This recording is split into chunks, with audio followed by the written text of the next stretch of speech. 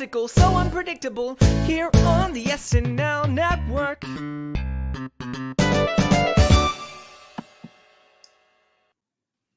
Yes, that is right. Hello, everybody, and welcome to the SNL Network's Patron Feedback Show for the finale episode of Season 47 of Saturday Night Live. My name is John Schneider from the SNL Network, and I'm so excited to be here tonight on a very special Patron Feedback Show. If this is your first time tuning into a Patron Feedback Show, where have you been all season? Because these have been so much fun to answer questions every single week from the SNL community and get to connect with our wonderful patrons. And let me just say off the top, I could not have done this all season long without the support of our patrons, each and everyone who stuck through the entire season or maybe just came on at certain points. It really just helped, believing in me, supporting me, and supporting everyone here at the SNL Network. I'm so appreciative of all of you. So whether I get to talk to you tonight or you're listening after the fact or whatever it is, I just want to shout out and give my thank you to all of you. So because this was the finale and we thought we'd do something special for it. So we brought out a co-captain for the Patron Feedback Show tonight. It is the great Andrew Haskell. Andrew, how are you?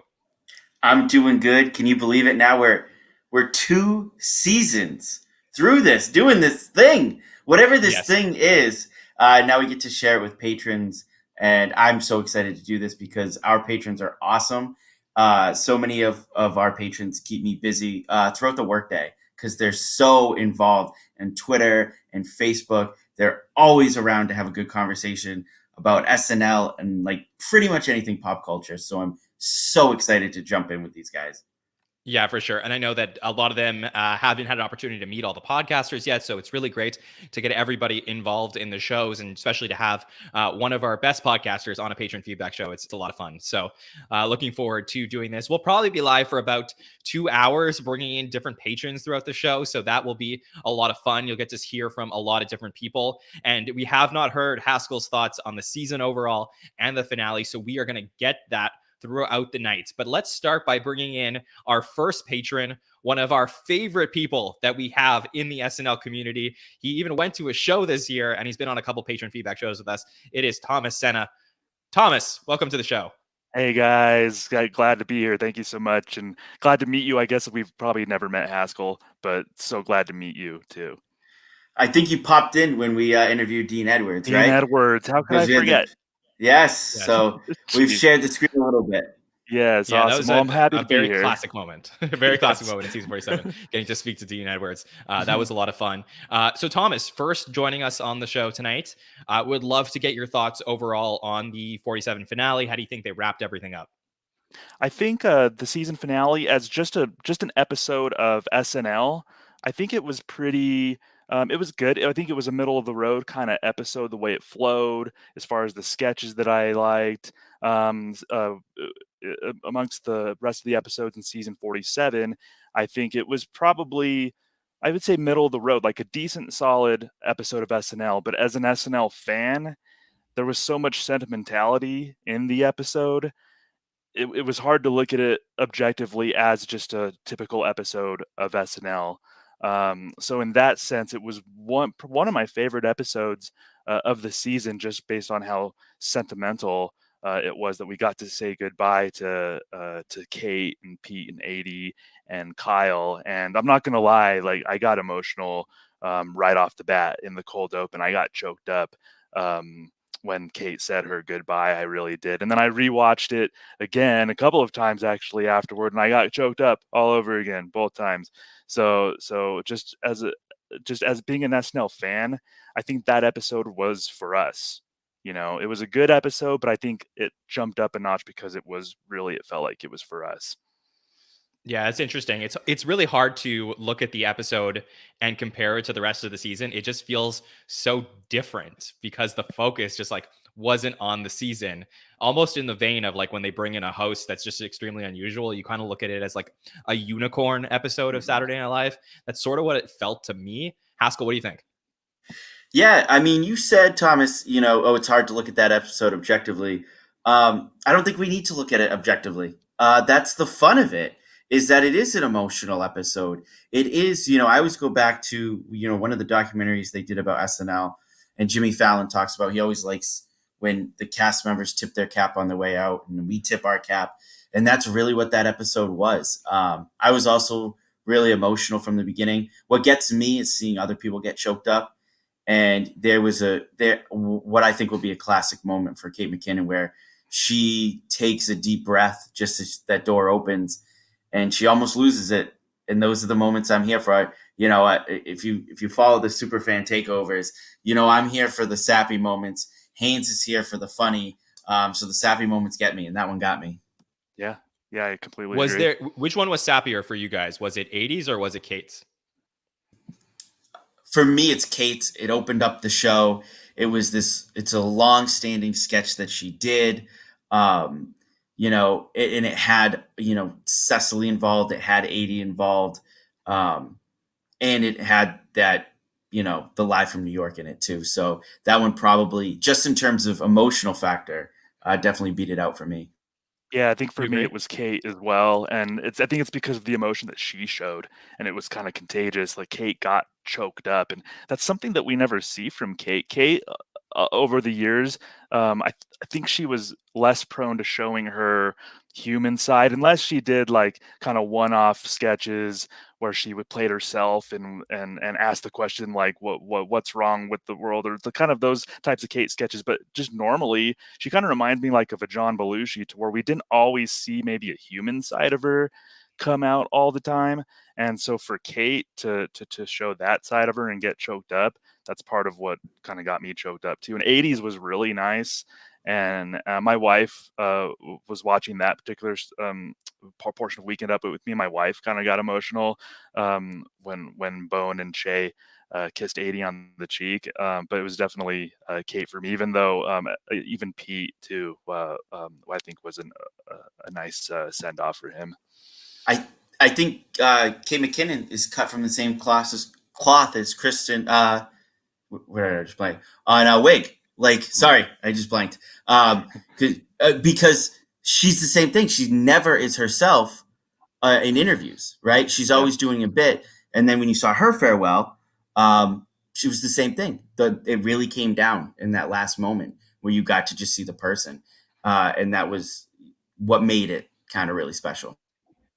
Can I just say, though, like, I totally get your point, but I definitely would say Kristen Wiig is a whole other level of, like, not revealing herself. I feel that, like, since the election of Trump, you started to basically see Kate as Hillary, but really playing Kate sort of still. And I think that she's seeped into her characters a lot, even like through Elizabeth Warren, and then the Doctor We Notice, and then what's wrong, or whatever she did with Krasinski at the beginning of 2020. When was that? The beginning of 2022, right? No, 2021. Yeah. So that was time. But for me, like, I sort of feel like Kate McKinnon, we did get to know her beyond just her characters. So not to take away from the emotion we still felt in this, but I don't know if I exactly see like the John Belushi, Kristen Wiig versus Kate McKinnon thing that you guys are describing. I think part of it is that Kate's not active on social media necessarily. She doesn't, whereas like Aidy or Bowen or some of the other cast members, Heidi, they're very active on social media and Instagram, but Kate isn't really. So really what we see of Kate is the little bit that she peppers of herself in her characters. And I do definitely see what you're saying, John. I think there's still maybe a little bit of a veneer there when she would show herself to the audience. It was still cloaked in a character, usually in something. But I definitely think that that's a good point that you do bring up. Yeah. So Thomas, how did you feel about the season overall, season 47? Was it, up or down to you compared to some of the last few we've seen over the years? I think season 47 was maybe a bit of a roller coaster for me in a way. I was kind of reassessing it over the last few days, and I noticed that I could kind of separate it for myself into three different kind of distinct sections.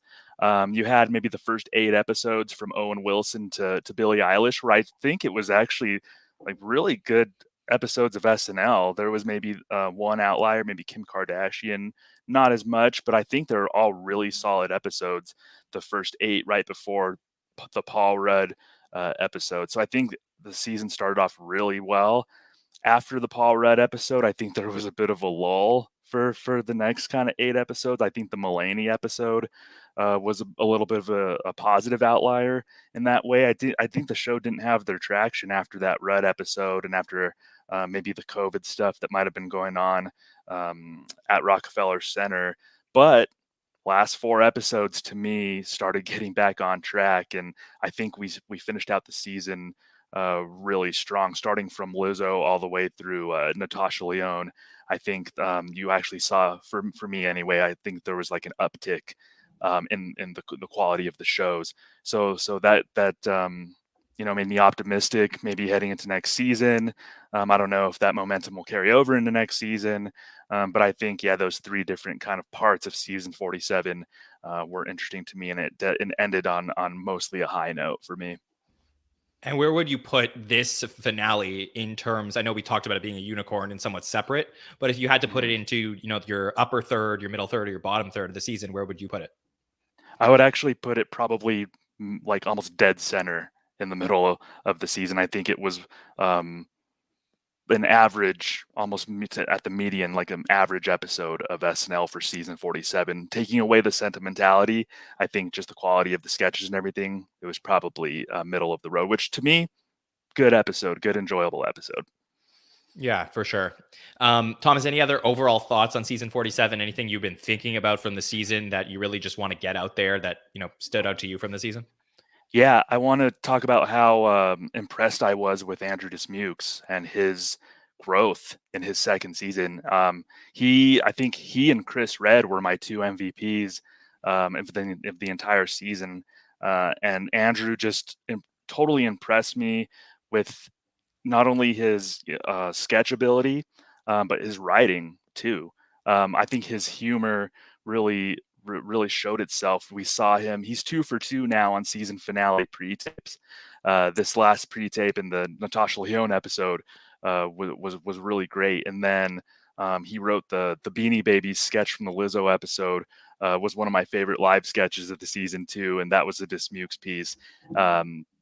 And he also had one of my favorite Weekend Update pieces too. Kind of playing himself with the octopus, the fortune teller octopus, whatever. I think Dismukes, he has kind of he's like baby face, but he has a darker kind of sense of humor underneath it all, which I really appreciate. But I think he was confident in his performing, confident in his writing. It seems like he works well with everybody. Other writers trust him. The veterans in the cast seem to trust him. So really what stood out to me this season was the growth of Andrew Dismukes. And I think he's a cornerstone for like the future of SNL. Yeah, just to build off that, I think if you give a lot of people at SNL the opportunity, they could be strong live sketch writers, taped sketch writers, update piece writers. But a lot of people end up just falling into these boxes. He clearly has not, which tells you he's good at writing both, and somebody has confidence in him. He is somewhere, whether it's directly Lorne, whether it's the head writers, he is seen right now as somebody you can fill in anywhere. And it's going to be huge next year, because I look at Andrew Dismukes and I say he probably fills the role of Kyle and Pete right off the bat. He could fill a lot of those Weekend Update bits. He can do some awkward humor, and he can do taped bits. So I think he's probably primed to have a really big year next year. Mm-hmm. I love Andrew Dismukes. I was just like, when Beck Bennett left the show, I didn't realize how much I loved Beck. Like, it's one of those things you don't realize until they're gone. And he just filled that void for me, where I don't know, what it is that really just their sensibilities in some of the sketches, but just maybe it's just like the ability to play like very weird. I think I really enjoyed that, and it was helpful for me to get through the season in some of its lower moments when Andrew was a bright light like throughout every single episode he was in. So I totally second what you're saying. Thomas, do you want to take one question from the listeners before we say goodbye to you tonight? Yeah, let's do it. Okay, let's take this question that we got in on Instagram from Katie_Pepler. Katie says, thoughts and feelings about so much of the cast leaving. So I know you spoke a little bit about, the specific goodbyes, but how do you feel about, 4 cast members gone, a major portion of its core leaving the show? I think it was time. I probably echo the sentiments of a lot of SNL fans, I'm sure. I think it was time for all four of them. Pete kind of basically checked out most of the season. Aidy and Kate, I still love them. I think they were taken for granted a little bit, especially Kate there towards the end. But I think it was time for all four of them to go and kind of usher in, leave some room for some of the people that can carry the show. Like we just talked about one of those, Andrew. I think Dismukes can definitely carry the show. And, with Kate and Aidy leaving, maybe we see more from Heidi. Maybe we see Ego. I always thought personally last season, I thought Ego was like the future of the show. And I think she probably still is. So I think, allowing room for the other cast members to grow is great. Like, no, it's no offense to those four, but I think it definitely was time. Yeah. Andrew, what do you think of this question? Was it time? Yeah, I think a lot of us have been saying it here on the SNL Network for a while. It was time. And it's okay that it's time. Like, we're not losing anything that Kate and Aidy and Pete and Kyle did. Like, that's going to live forever. It was just time. I love them. Did I take them for granted at the end? Maybe. But that's what happens when you stick around for so long. Now they'll leave. Hopefully all four come back to host at some point. But when one of them does come back to host, we'll wrap our arms around them. We'll be so happy to remember what it was like. Years from now, all the people now that say, oh, SNL sucks now, guess what? 15 years from now, people are going to go, it's not like it was when Kate McKinnon was there. So it's okay for her to leave so we can get to that point eventually. Yeah, the age-old cycle of SNL critiques from kind of less than casual fans. And you're exactly right. That's what's going to happen, Haskell. Yeah, for sure. Well, Thomas, it's been so wonderful getting to talk to you all season long. I said it to you in the pre-show, but I did really enjoy your thoughts on the SNL Hall of Fame, which I believe we will be getting the results tomorrow night here on the SNL Network. Yes. If you want to tune in for that show. So looking forward to getting those and getting to speak to you. You are one of like I said, my favorite people in the SNL community. So I look forward to talking to you much more into season 48. Look forward to it too. Thank you both. Yes, of course, buddy. We will see you soon. Have a good one. All righty. We're going, Thomas. Okay, Haskell. So we will bring up some more patrons in a little bit when they come up. But yeah, so I mean, we started to slowly get your thoughts on the season overall. But how were you feeling about the finale, and the season overall as they ended it? So I thought it was a strong finish. Obviously, kind of propped up by having the goodbyes. I echo a lot of what Thomas said. The season did lose a little something around Christmas, around the mid-season finale that had to build itself back up. I don't know if it was just the COVID-related incidents, though. I don't know if it was just losing the Christmas episode. I understand that was big. I think what we saw in this season as we got to the middle of the season was, we got, your Heat, my Celtics today. If anybody who's a basketball fan knows, every time they rivalry. Every time they put a new roster together, right? They get three big stars together. The team takes a while to gel. Like, those teams are never good at the beginning of the year. I think the midpoint of the season, we started to see a little bit of Lorne's plan where, well, we're going to have a big cast, and it's okay that Kate's going to be gone for 8 episodes, and it's okay that Cecily's going to be gone for 3 episodes, and Aidy won't be here, Pete won't be here, people won't be here. I think when we got to the middle of the season, and then people started coming back and other people left, we started to see it erode a little bit where everything felt off.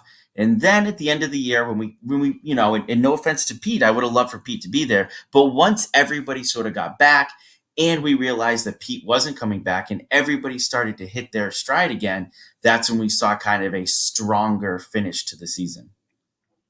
100%. Okay. I look forward to breaking down that even more, but I do want to bring in our next patron who's joining us tonight on the Patron Feedback Show. And this is somebody who I've talked to a bunch on social media, and I'm so excited to get to finally meet her. It's Demi. Demi, make sure you unmute yourself so we get to hear you. Just unmute yourself at the bottom over there. There you go. Demi, how are you? I'm great, John. Thank you so much for having me. It is such a pleasure. You are so much fun in the chats every single week. I can't believe I'm finally getting to meet the great Demi. Oh my God, I can't believe I'm getting to meet the great John, this great podcast. Thank you so much. for giving the 100%. space to SNL fans that like. Yes, for sure. Well, thank you for your support as always. And thank you for joining us tonight on our final patron feedback show of the season. So Demi, what did you think of this finale? I thought it was a beautiful, fitting end to a tumultuous year. Because no matter what, there's been COVID scares and a huge cast that they're not there. So like a shadow cast, no one knows. There's all this uncertainty. And Natasha Lyonne's been such a friend of the show for so long that she like melded in and like brought her own. I haven't really caught up with her since Slums of Beverly Hills or American Pie. Like that's my Natasha Lyonne. American Pie, Natasha Lyonne is mine too. So she's so sassy. Like she's got such a character. I'm like, whoa, she's really cool. Like she's cool. And but I thought my favorite thing that I noticed throughout the episode was a lot of the new people gave space. So Aidy and Kate could do their duos. So all the duo centered stuff could happen. And Mikey Day was a straight man the whole time, really. So I appreciated that. It's just, people that have been hitting like really good strides, like Heidi Gardner lately. She had like 2 lines maybe. She was just, I think it was out of like respect. So I appreciated that. Yeah, I think the thing that I love about getting to hear your comments or see your comments every single week, Demi, is you are not afraid to bring it in the chat. Like you're not afraid to say like, John, you are so wrong about this, or Haskell, I disagree with you. So now's your time, Demi. If there's anything you wanted to tell us about our thoughts on the season, you got anything you wanted to tell us, you disagree with us because Demi, you are right because you think this. People disagree with me? I've seen it, Haskell. I mean, now that I have a face with the name, now I can, no. But okay. So John, thank you for picking up my subtle, ways of communicating. I appreciate that so much. I feel seeing that you could like pick that out. So this is my whole thing about SNL and why I'm not so keen to like freak out about, a lighting choice or whatever. It's because anyone who's worked in a 24-hour environment and a client-facing 24-hour environment, like the end result is not the original plan. It's always like 7 steps down with constraints of like, did someone get sick? Is someone in a bad mood? Is someone fighting? Is the energy off? Are there like politics? Like, did they have a lot of skits last week and they need to like broaden it? So it's like what we're seeing is the result of like, we're seeing like Plan H. But the fact that they put it together every week, and sometimes it's impeccable, like, when the election was announced, real time, and they put that together that night. So that's why I'm less likely to be like, I wish it had just been funnier. You know what I mean? So, yeah, but Debbie, I will say we are very. I think we are fair in that sense. Like I think we. I know. You watch all our shows. Like I feel like we always give lenience. Like yeah, certainly I think there are people on our shows, and I will say like I'm not calling anybody out. I'll say that there's people who are like criticizing directing choices, and I understand it's not easier. Like it's easier said than done because this is a live show and things happen. But I would say like I feel like we do a pretty good job about being fair to the people that work at the show. Well, that's why I'm still listening. That's why I'm still here. Because, I mean, honestly, that's why I'm still here. Because sometimes I'm like, give him a break. I'm done. Like I can't even take this. But sometimes I'll hear something that's like really objective. I'm like, okay, that's a good point. Okay. Yeah, we got you. I mean, I wouldn't be a good panelist. That's why I'm shocked that you let me come on here. Because I usually like. I'll let you. Yeah, this is the show for you because we want to hear from our listeners, and like I'm shocked he still lets me show up. So I mean, what are you gonna? I mean, this is great. This is healing. This is great. We all love SNL, or else we wouldn't be here. Yes. Okay. So Demi, thoughts overall on season 47? How does it compare to you to other seasons you've seen in the show? Well, they didn't. You touched on this on one of the episodes, but it wasn't very character driven for a while. There was like no one had like a hook character, and I think when Kate McKinnon came back, that kind of evened out, but. I mean, it was a whole bunch of like growth. Like Chris Redd finally got some character development. I mean, I I really don't have any like big complaints. I'm like, why did they do that? Like, I thought the whole thing was, great. Is that good? Yeah, that's totally fine. Haskell, did you have questions that you had for Demi? Obviously, very fun, vibrant personality we don't get to talk to usually on the podcast, so I'm excited. Demi, here's my question for you. So you don't, you don't want to criticize directorial decisions, stuff like that, because you had great reasoning, right? I mean, it's amazing what they're able to put through. Obviously, season 46 was even more amazing, right? And there was a lot of miscues because of COVID protocol. Right. For you, was it noticeable the leaps in season 47, having more people back, in the studio, being able to do things a little bit more normal? And in any ways, was it a little bit more enjoyable that you didn't have to worry about camera cuts at the wrong place because they didn't really have a cameraman there, or just having the band in regular places again? Oh my God. The band filling out slowly. That's a really good question. I mean, it's counterintuitive, but I thought everything gelled better than everyone came back to the mothership, because we all thought it would be like overcrowding. Nobody would get time, but it worked as an ensemble pretty well, but some people got shut out for sure. I mean, there's a lot of the... Was there any cast members that you really wish you could have seen more of this season that you didn't get an opportunity to? Boney Yang always. Punky, just because she had like a really cool Brittany Griner thing that I think is like important. But like when she's allowed to like let loose and be herself, like she's really funny. Like Christiana's really funny. So I wish I could have seen more of that. Like Sarah Sherman had like a really good showing of like tempering her own brand with making it more SNL flavored, I guess. But and Chris Red. Okay. This is I don't think about this. This is from listening to you guys, really. And I'm like, I agree with that. I'm just gonna pin that. That's good. Well, this is good. We get to get your thoughts. So, Demi, do you want me to ask you a question that we got from some of the listeners? You could be you're on the podcast now, so you could be taking the role of the podcaster and answering some questions that we have from the listeners. How about that? Sure. Okay. This is a question from Ike. Ike is another one of our wonderful patrons we'll get to hear from later. Ike says, and I'll direct this to you, Demi. We'll start with you. Do you think that Cecily is at a crossroads where she could stay one more year, or do you feel like she should have left with the era she came to the party with? I think she should have left, but I think she's staying for a reason. There's got to be something else going on in her life that it's like, and that's the reason why she's staying, is what I'm hoping. But that's a great question, Ike. And this is a hard job, John. Hats off. Thank you. You know what? I kind of had her pegged as like the David Spade sort of bridge, but the thing about people staying so long is you don't really need a bridge. You have so many leaders already on the cast. People have been there a while. People who are like, well, if they're not well-known names, they're recognizable. Like even somebody like Melissa Villasenor, who I think we can all agree has not gotten the stage, the screen time that we want, is still out there in J.C. Penney commercials now and stuff. Like, so you don't need that. You're not bringing in 6, 7, 8 new cast members. So I don't think she needed to stay. I think, and we'll probably get more to that a little bit later. But just in terms of like, could she have left? Yeah.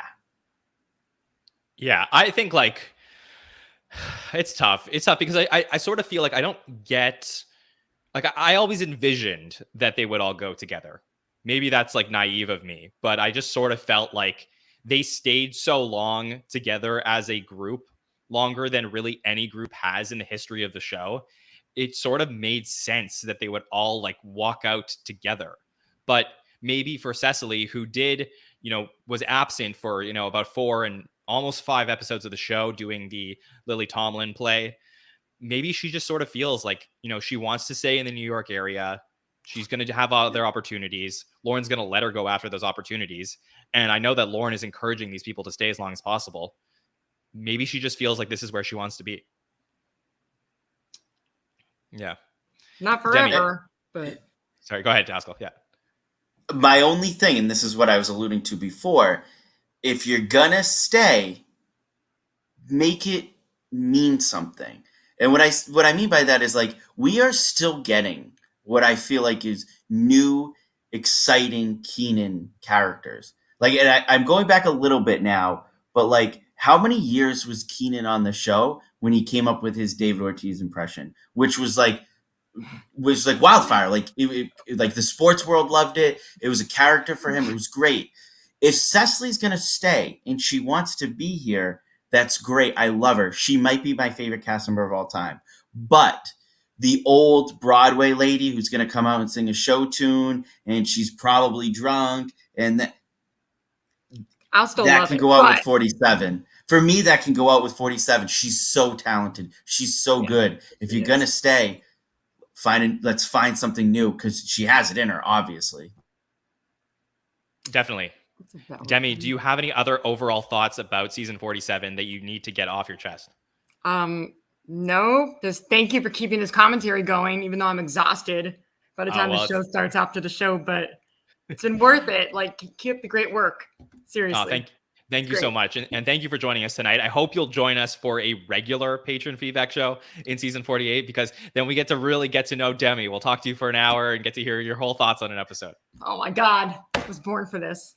Yes, for sure. Well, thank you so much for joining us tonight, and I look forward to speaking to you and hearing from you every single week in the chat. Yay! Likewise. Thank you. Thanks, Demi. Bye.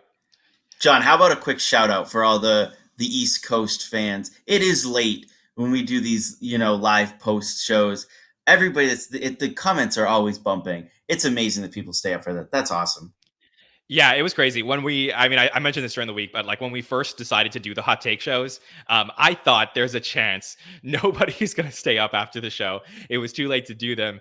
And on Saturday night, like we had hundreds of people in the chat after the finale. It was crazy. And I'm so honored that like we're a home for breaking down the show right after it airs. It's been, one of the most fun experiences for sure. So, yeah, I mean, and how great was it to get to hear from Demi? I get to see her in the chat all the time. So cool. Yeah, she was a ball of energy, huh? She was ready to go. And she's that, we always try to bring the positive at least a little bit. She's right. She'll keep us in line with that, huh? Yes, for sure. Haskell, do you have the question list open on your computer at all? The ones that I sent, or would you like me to read out the question to you for the next one? I got it right here. Okay, do you want to read out the one from Ken that we got in? It's the Ken, second question. All right, here we go. Ken sent us a detailed question. All right. It's a patron feedback show when Ken George Jones sends in a paragraph question. All right. In SNL's last 2 to 3 episodes of a season, I think at least one will have a lively or important vibe to it. I agree, Ken. While the finale certainly was important, with several emotional moments, I feel like the last 3 episodes were, while not bad, Selena's episode was one of the more fascinating of 47, each fatigued in their own specific way. We didn't even get one last Please Don't Destroy short, which surprised me. I almost feel like Lizzo's episode, which was divisive, but for me had a joyous party feel to it, was the real finale. Again, I'm not being critical. We bring the positive. I know there was a lot going on backstage. I'm just curious as to what your thoughts are. What are your thoughts? Well, I do think as we got to the last 2 episodes of the year, as news broke, I feel like right after the Selena Gomez episode, we started to get reports like Pete's leaving, and we were getting reports on different people. So I do think after the Lizzo episode, things were starting to come into place of who was leaving and what the last 2 episodes were going to be. Because remember, a lot of people, I've been the same way, that I'm not a huge fan of Kyle's Baby Yoda. Clearly he is, or somebody at the show is. And a lot of people pointed out that he got Baby Yoda on right before he left. And not the last episode, but the second to last episode. So I do wonder, was the Lizzo episode sort of the way that they were starting to get to, hey, this is our last kind of party together as this cast, because once we move on, we're going to start saying goodbye to some people. And, obviously everybody brings it every week, but it is kind of tough to bring the energy. Kate McKinnon when she got to her farewell, when she's starting to say goodbye, is not a ball of energy. She's a ball of emotion. You know what I mean? So I wonder if it did take a little bit of a toll on them, knowing that people might start to leave or say goodbye. Yeah, I mean, it could have taken a toll on them. That part I do get. I don't think that SNL like thought about the Lizzo episode going into it as potentially being like the last regular episode of the show. I do feel like maybe this was because of the cold opens or the the vibe of the episodes, but I sort of feel like the Cumberbatch and Selena episode and Natasha episode sort of felt like their own trilogy in a way that was different, which was a little bit unusual. But I sort of think it's kind of like the first 4 shows of the year, like the first 4 shows, the last 3 shows, they always have their own unique feelings to them. So I get the sentiment, Ken, in your question for sure. But I think as far as the cast is concerned, like they went into these, going with it, going hard, and just taking it week by week. I think part of the weird feeling for me, just as I'm, thinking about through my thoughts about the question, is it was very unique this season, where, and this is more of a fan thing, where we got the Benedict Cumberbatch announcement during the Lizzo episode, and I found out after the fact Benedict Cumberbatch had been booked for a really long time. Like he had been booked probably before the Lizzo and whatever the April episodes were. He was booked prior to that. But then the Selena episode and the Natasha episode were booked like extremely last minute. And I never know how that affects production of the show, the actual bookings, and when they find out who is coming in and when they're coming in. When do the writers start to find out, okay, Natasha Lyonne is coming in for the season finale? When do the producers find out?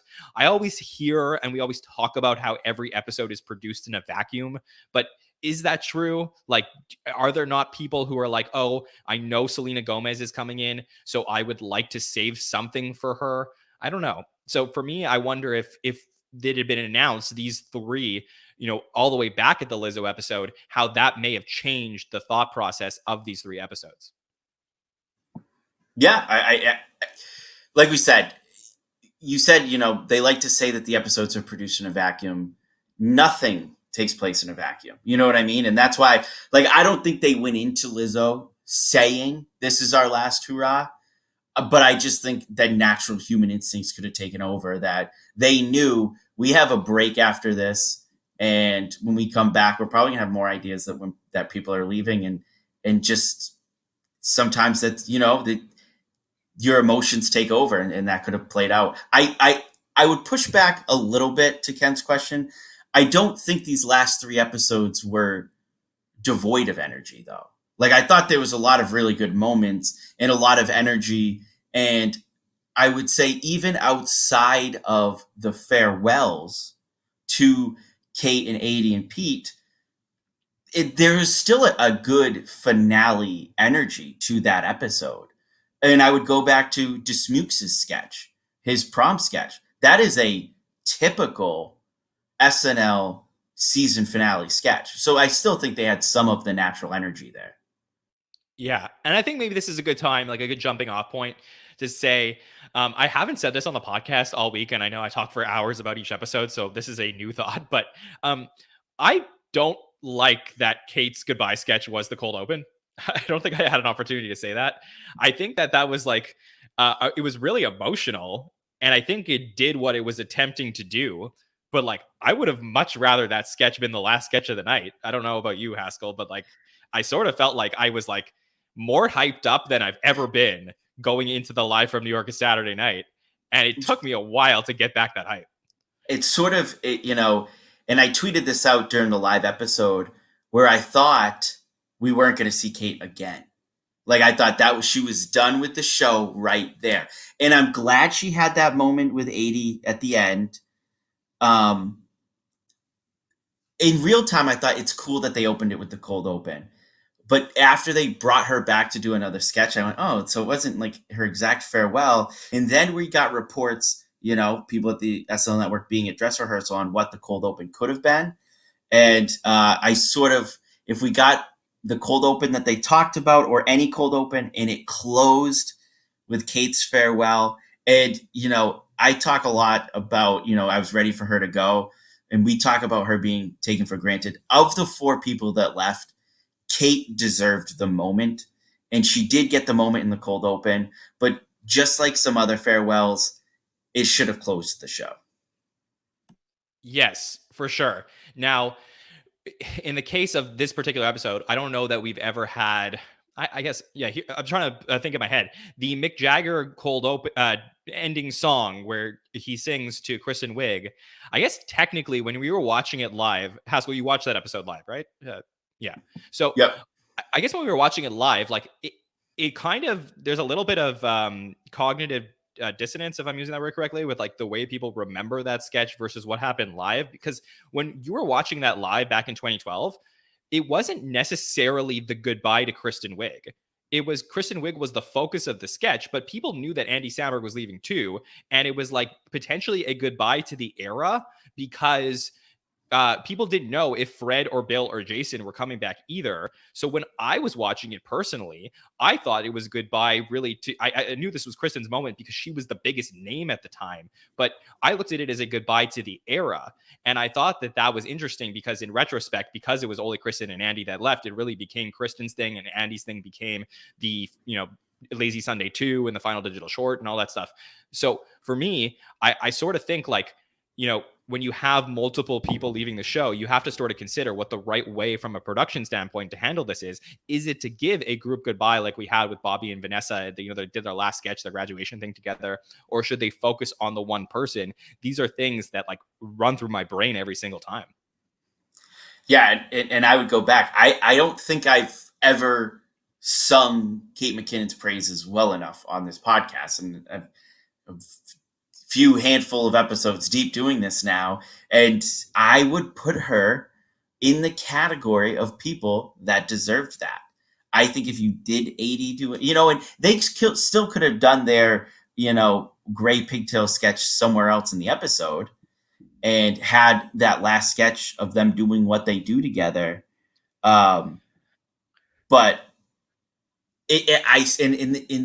by giving her that farewell at the end of the episode, it would have looked a lot like, Andy Samberg was heavily involved in Kristen Wiig's final sketch because he was playing the piano. He was the last one to dance with her before Lauren. Aidy and Cecily were involved in the Close Encounter sketch too. I think it just would have worked. Even from a production standpoint, it would have been really nice to close the show out with her. Yeah, and like I've also seen, by the way, like I'll give this other take. This is the hot take portion of our patron show, but I'll also say about this great pigtail sketch, which was a fine sketch, and I'm happy that Kyle Mooney got this moment with Aidy Bryant and Kate McKinnon at the end of the show. But this sketch is going to disappear into the ether, and nobody's going to talk about it again, like in a very short amount of time.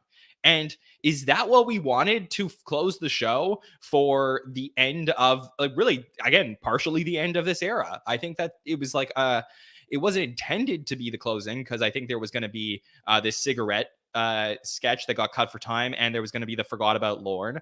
But I just think like when you're planning these momentous goodbye sketches, you want to have something at the end of the night to put it all together. And I don't know that hit for me in the way that I wanted it to. What do you think? Yeah, it was a little weird. If you understanding SNL and knowing the timeline of SNL, when you get to these potential 10 to 1 sketches, as we call them, 10 minutes to 1, you start to wonder, are they going to squeeze one more in there? Is there a pre-tape that could come in? And the reason that sketch did not completely hit for me to end the show, end the season, end potentially that era, is because Kate and Aidy had their farewell. So I was a little confused during it, thinking, is this going to be Kyle's farewell? And if, like, I almost wish it was. Like, I almost wish they turned it and was like, give Kyle a weird character to play and give him the screen time here at the end. Because, again, we already saw these two get their farewells. Or go the other direction and I know they already did the prom sketch where they got everybody in, and typically they get everybody in on the finale, like I said before. But if you're going to end it that way, get everybody on, bring everybody out there, put everybody in crazy gray pigtails, and close out the season by closing it out with everybody. Using that sketch where they did to close out the season just felt very in between. Yes, and let me give my pitch, and then we're going to bring in another great patron. But I will say, if the Close Encounters sketch was the last sketch of the night, just pitching this, Kate McKinnon goes off to the aliens and says, I can't go alone. I need Agent Fitzpatrick, whatever her name was in the sketch, to come with me too. And then Aidy Bryant walks over and they both go up together. And I think that would have been like tears, you know? That would have been a great moment. I like it. Yeah, for sure. Okay, let's bring in another patron. This is somebody who I have not gotten to talk to on the podcast before, but I do see in our chats all the time. Such a great supporter of the SNL Network. It is Rusty Ralston. Rusty, how are you? Hi. Can you hear me, Rusty? Right? Yes, yeah, we can I hear can you. hear you. Perfect. Yeah, I can hear you. Hi. You are great. So nice to meet you. Nice to meet you too. I'm Rusty Ralston. I am I'm the bird in the chats all the time. In the live chats. The hot take show. Hot take shows. Yeah. I live in rural Tennessee, which is why my camera is so crap. So it's all good. It's all good. I appreciate you joining us, Rusty.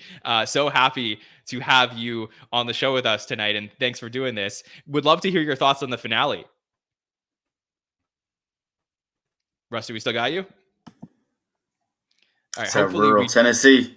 Yes, hopefully we do get Rusty back on the show. Rusty, I'm just gonna I'll take you down if you come back. Just give me a thumbs up. You're good. Hopefully we do get to hear Rusty's thoughts and not just say hello from him. But so just really, I see some of the chat that agreed with my sentiment for ending that's how they should have ended. But we will see, I guess. Let's take another question in the meantime while we're waiting for Rusty to come back, and then Rusty can give us his thoughts on the finale. Hopefully we can hear from him and get his answers to the questions. So let me take this other question from Ike, who always sends in great questions. Ike says, of the departed cast members, who will be the, I guess, first to host, and what season do you think they will? Kristen Wiig hosted the first after she left. I think if Vegas was putting the odds on it, I think Kate would be the favorite, and probably Pete right behind her. The other two. Do you think Pete will ever host a show? Because I asked that question on the roundtable. I was curious. Yeah. Yes, I do think he will, simply because it just feels like him and Lorne have some connection. He clearly adores Lorne, and Lorne, I think, has a real soft spot for him. So I think eventually he will come back to host. In terms of the star power to come back to host, I think it's going to be Kate. I don't think it's going to be next year. Part of that is just, I think, looking at projects coming up. I think something would really have to jump up and surprise us in terms of what's the word I'm looking for? In terms of being a hit. You know what I mean? Yeah. I don't see anything on her horizon that's going to be a huge hit that's automatically going to make people jump back in and say, oh, Kate McKinnon needs to host. So I'm going to say Kate McKinnon, probably not next year, the year after. Yeah, for sure. Rusty, I don't know if you can hear us. If not, maybe try calling in on your phone. I can hear y'all. If you'd like. You got it? Okay, I am on my phone. Yeah. All right. So, but, that's perfect. Okay, Rusty, so give us your thoughts on the finale now that we got you. Okay. Rusty, you are cutting in and out, so I don't know if we do have you. If not, hopefully we will get to hear from you another time. You could always put your thoughts into the chat or whatever. The connection isn't great right now. Yeah. Sorry, Rusty. Would love to have you on the show. If you have another way to call back in, definitely do that. Okay. Rusty, if you can still hear us in the background, definitely call back in if you can. If not, we'll get your thoughts in the chat on the season. Would love to get those and, of course, answer any questions that we have. But, Rusty, thanks for trying to join us tonight, and we will definitely make sure to find a way to get you back on the show sometime soon. Okay, so, Haskell, we were talking about Pete hosting the show potentially, Kate hosting the show. So you think you said you think Kate McKinnon will be the first, just to clarify? I do, yeah. And okay. I think probably a year or two down the line. Yeah, I sort of agree with your take that I don't think it will be next year. I think it will probably be a while. I know that Kristen Wiig came to host the show pretty soon after, but I'm not 100% sure that that's the path that Kate would want to take, because I guess the question is like, why leave, right? If you want to come back so soon. So, Right. That's what I wonder. Now, I've heard nobody talk about Kyle Mooney or Aidy Bryant ever hosting the show. Do you think that's going to happen? I could see Aidy Bryant hosting. I could see Aidy Bryant going and having a very Maya Rudolph type career where she's absolutely beloved. Kyle, I think, is going to be one of those people in the vein of like a Chris Parnell. Like who doesn't think that Chris Parnell is hysterical? And you could put him on anything. He's been in like every sitcom. He pops up in bit parts in like every movie. He's great. He's not on the top of the list to host. And I think Kyle could probably fall into that mold. Now, talking about cameoing could be different. I could see Kyle coming back occasionally in a Fred Armisen type role. And I know Fred has hosted, but and just kind of showing up and being there. But I just don't know if he's going to be a level of a host. Yeah, that's fair. I think. Well, here's another interesting question that I have for you, Haskell, which is I sort of agree. Like, obviously, if you had to put the odds on it, I think the most likely is Kate. Then it would be Pete. Then it would be Aidy. Then it would be Kyle. Just probably for like popularity reasons, I guess, which isn't always fair. But I would say my take, and I could ask this to you, is I sort of feel like for the political impressions, potentially in the next election, when we're talking about people who might look like certain people and then cameos from previous eras, cast members coming back, I feel like Kyle and Aidy would be perfect fits potentially for political impressions to come back in the future, because their cast members have been on for a long time and are friends of the show.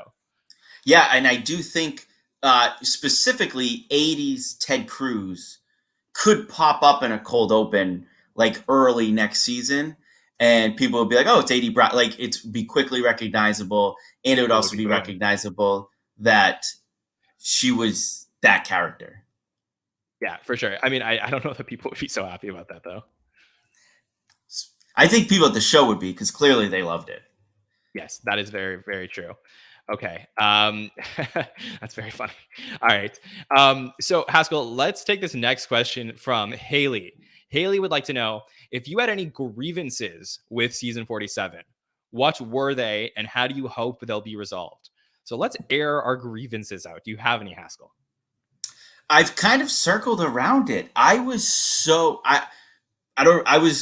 a hot take or a round table early in the season, and I said I was so excited, right? We saw JAJ shot out of a cannon.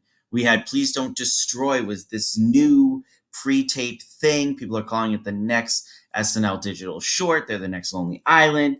We've seen some weird stuff from Sarah Sherman. And it felt like, I said, and some of the new writers were doing amazing stuff. And I went, ooh, this is as confident as I felt in the next era in a while. And then right around the midpoint of the season, we hit a wall and we got a lot of Kate McKinnon characters we've seen a lot of. Aidy Bryant characters that we've seen a lot of, Cecily Strong characters that we've seen a lot of. And I felt like the end of the season didn't build up some of these new cast members and new aspects of the show the way I would have hoped, even in the sense of like people we've seen for a while. Like, I don't think Heidi Gardner or Ego took a huge jump forward like we were expecting this year. Later in the season. Oh, I so disagree. Like wow, I disagree tremendously. In terms of what? Heidi, for sure. Definitely. I mean, Ego, maybe not, but Heidi, I think, had a fantastic season. So I don't think she developed herself as like the ultimate utility player in this season. Yeah. I don't think she did anything this year that we didn't already know last year, is my point. And I don't know about that. Yeah. Because what did she do? What did she do? Okay, yeah, and then I want to bring in another patron, but I'll tell you now, if you watch Saturday Night Live in season 47, unlike any season prior, you'll see sketches that writers will write, and they won't write for Heidi, but they will put Heidi in it because she can play anybody in the sketch, similar to a Kenan Thompson style thing where he can go in there. It's not a Kenan Thompson character necessarily, but Kenan will be sitting on the couch as part of the sketch. That is now Heidi Gardner on the women's side of the cast. And that wasn't what Heidi was in the first few years on the show. And as a result of that, she's in way more sketches and has way more screen time on the show. Fair point. I feel like I knew that in season 46. I wanted to see her this year be more than a utility player. She, to me, is the quarterback of this cast moving forward. She is and can be your Kate McKinnon, your Kristen Wiig. And that's what I wanted to see. Now, the second half of the question is, how do you resolve those issues? Well, part of them are already resolved. Kate's gone. Aidy's gone. Even Kyle is gone, and Kyle's another person we could always argue didn't get as much screen time as we wanted, but you just open up some doors, hopefully, for more Andrew Dismukes, more Chris Redd. So that's what I wanted to see more. You know, one of the questions we saw earlier was we didn't even get a last Please Don't Destroy. Like they that felt like a new part of the show and then kind of felt like it was gone at the end. Yeah. That's what I want to see, this identity now. I want to see the identity of what this next core is going to be with Heidi Gardner as the quarterback. Okay. All right. I see your point. But as for the Please Don't Destroy thing, I think that was because they were preparing a Please Don't Destroy short for the NBC upfronts. And that didn't air, that aired at the upfronts and didn't air on SNL. So I think they did that. And then I guess because of the goodbye stuff and other things happening in the final episode, I was pretty surprised we didn't get one in the finale, but I guess for whatever reason they saved it. I think we have some Please Don't Destroy questions coming up. So I will save my opinion about their NBC upfronts till after. All right, let's bring in our next patron. Somebody else who I have not spoken to yet on the show, but very happy to bring in one of our newer patrons onto the show tonight. It is Eric. Eric, how are you? I'm Eric. Yes, Eric. How do I pronounce your last name? I just want to make sure I get it correctly. It's Godding. Okay, Eric Godding. So, Eric, thank you so much for joining us on the show tonight. How are you doing? Yeah, no problem. Hey, good. Good to meet you guys in person. Yes, absolute pleasure. Thanks for your support this season. So, Eric, would love to hear your thoughts on the season finale that we got this week. You know, I loved it. I didn't know what to expect going in. The last episode made me a little nervous, but just right up front, it got me. So I won't say it's the funniest episode we've had all season, but I think once we had that first moment of Kate walking up into the ship, it was I knew it was going to be a good episode. So yeah, for sure. Good. Yeah. Okay, and was there anything that you were disappointed with or wish that you could have seen in the finale that you didn't get to? I think like everyone else, I wanted a Kyle goodbye, or I don't know if everyone wanted that, but I wanted one. I wasn't disappointed we didn't get one, but my dream scenario was, Beck and Leslie showing up for a pre-tape or something like that, because we didn't say goodbye to either of those two cast members. They just kind of disappeared. So I think it would have been a really nice bit of closure if both would have popped up just because of their involvement with Kyle to begin with. But yeah, I don't think there was much else. I would kind of echo your sentiment, John. In a way, I do wish the Kate sketch was a little later. I wish Final Encounter was a little later, just because it would have been so fun for her to enter the ship, and that's all you see of her for the rest of the show. But just the way she says "Live from New York," I couldn't take that away from myself now. So yeah, I agree. Yeah. I'm happy we got the moment, but I just I sort of wish that maybe in the structure of the episode it was a little bit different. I know that we had talked all week long about how there was a different cold open plan for the dress rehearsal that people got to see that was very similar to the season 46 finale cold open, where you got to see the entire cast and had moments with them. Again, would love for that to pop up online at some point, so hopefully we get to see that at some point. Eric, how did you feel overall about this season? I had an interesting experience with the season. This was the first season I watched all the way through. I I've been a pretty sporadic fan throughout the years. Grew up, was in high school during Bill and Jason and Fred. So, I caught a lot of Lonely Island stuff, caught Stefan, but like I was never so involved with the show. And then I don't know what happened over the summer. I think I was just watching a bunch of YouTube clips and I had Peacock and I decided I'm going to go back. I'm going to watch all the old episodes. Decided afterwards to start around season 38 or so. So I made it through all of when Kate and Aidy and Cecily have been on. As a whole, it's been a great experience for me just to be along for the ride this season. I'll agree. I think the first half was a lot stronger. I don't think anything will top the Jason episode for a while for me. But the second episode was weird. I wouldn't say it's bad. I just thought they took a lot of risks, I think. And, I don't think they all paid off, but I like where they were going sometimes. Which episode is this you're talking about? Just the whole second half of the season. Oh, the second half of the season. Okay. Yeah. Yeah. Yeah. So I love this perspective, Eric, because you went back and you basically recently watched the entire careers of Kate McKinnon and Aidy Bryant on SNL. So as somebody who just watched all of these and listens to our podcast every week, do we get anything wrong about these people, about these cast members? Is there anything that we should be talking about more about their careers on SNL? No, I don't think so. I mean, it's crazy how early they were the stars of the show. So it's like, I hear a lot about, and I don't always know if it's you guys that say it or other people I hear talk about the show, but you hear a lot about Aidy fatigue and Kate fatigue and less Cecily fatigue, but, and I kind of get where that's coming from because they've been such a strong presence the entire time they were there, versus someone like, I don't know. I mean, Alex Moffat could have another 4 seasons and I wouldn't have Alex fatigue because he just doesn't get the screen time that they got during their first 6 years. So I don't think you guys, there's a lot of opinions. So some of you guys are wrong sometimes.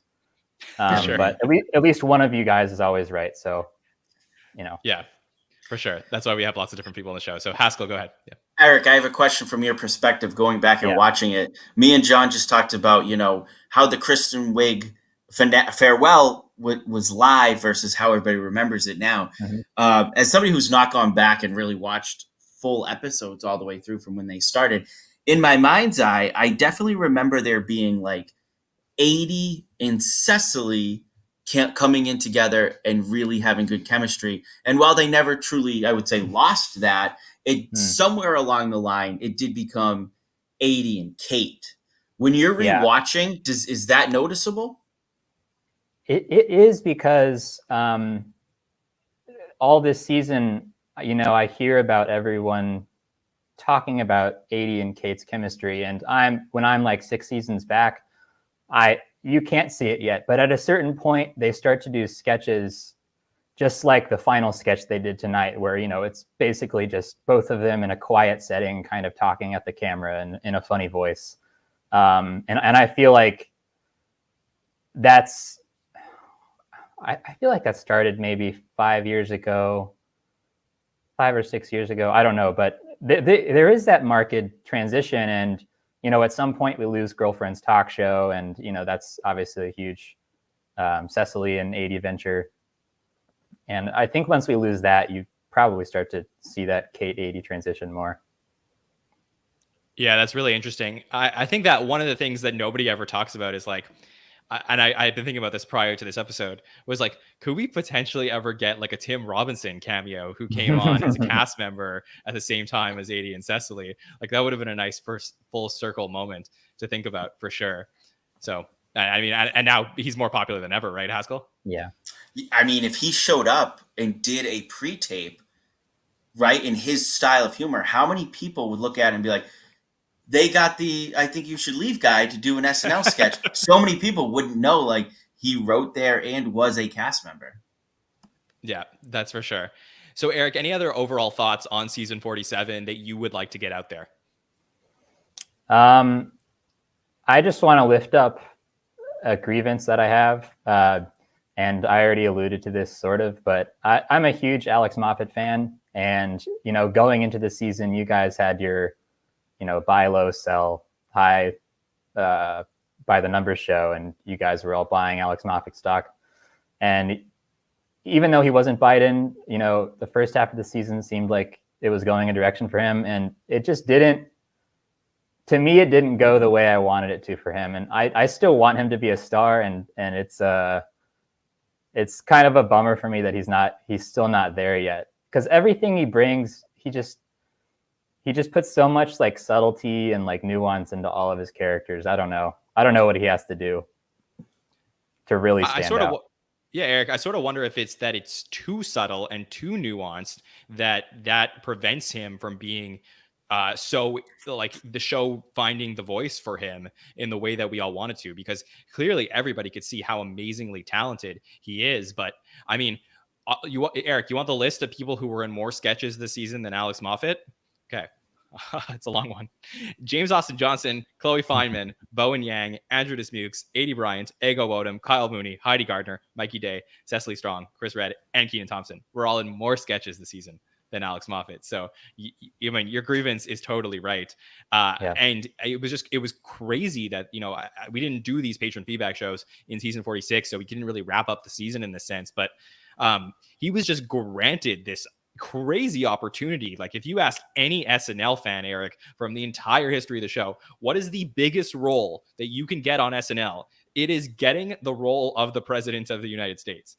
And then we had this moment where it was then taken away, and we all find out before the premiere that it's not taken away, but not only taken away, but also given to somebody who has never been on the show before and is a rookie nobody's ever heard of, who was fantastic. But it was just a bizarre choice, and I think it worked out, but you have to feel for the guy.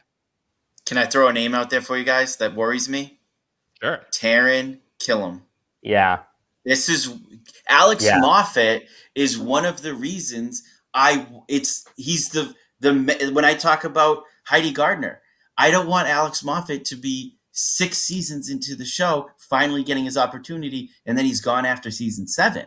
Like, to me, that's Taron Killam syndrome. When he finally got the chance to lead the show, he was already on his way out to do other projects, and then was kind of gone without any fanfare. That's what worries me. Alex Moffat's top of my list of guys I want to see just take off next year. Yeah, Taron. I think Taron did have a couple really good years, especially after, Bill and Jason and Fred left, because he was, I think after they left, like, he was the white guy on the show. I don't think there was a whiter guy on the show, so to speak. So, he had all those roles. They tried in season 39. They brought in 4 of them. So that is true. 5 if you count Colin Jost. So yeah. I think Colin might have upped him there. But yeah, that's actually what makes me worried about a lot of cast members, is thinking about Taron Killam, thinking about Jay Farrow. Just that crew is kind of like the lost generation of SNL cast members. That makes me a little worried about some of these guys that are leaving now. But hopefully they get a better trajectory than him.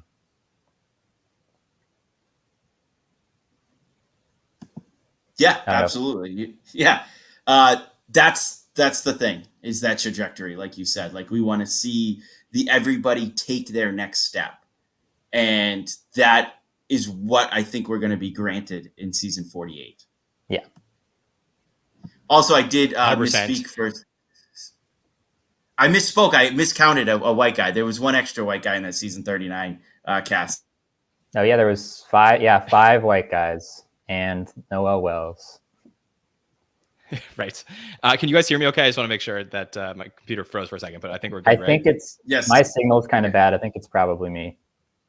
Okay. Well, Eric, thank you so much for joining us tonight. I hope you'll join us next year for a full patron feedback show, so we can really get all your thoughts on the season and on a particular episode from season 48. Yeah, thank you guys. It's been a pleasure. Keep it up. Yeah, 100%. Thanks for your support, buddy. Okay, Haskell, you got me now. We're all good. We are good.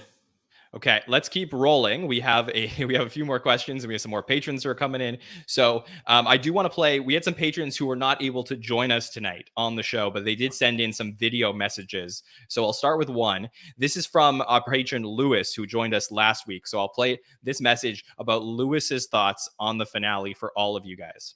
Enjoyed season 47 overall. I think the new cast members were really great additions with Aristotle, Sarah, and James. I thought they all brought something really new to an original, or at least something very refined with JJ's impressions. And I think that PDD, Please Don't Destroy, was a really great addition to the cast. Well, not the cast, but the writing team, as they brought some more modern humour. And I think their shorts were some of my favourite parts of the season.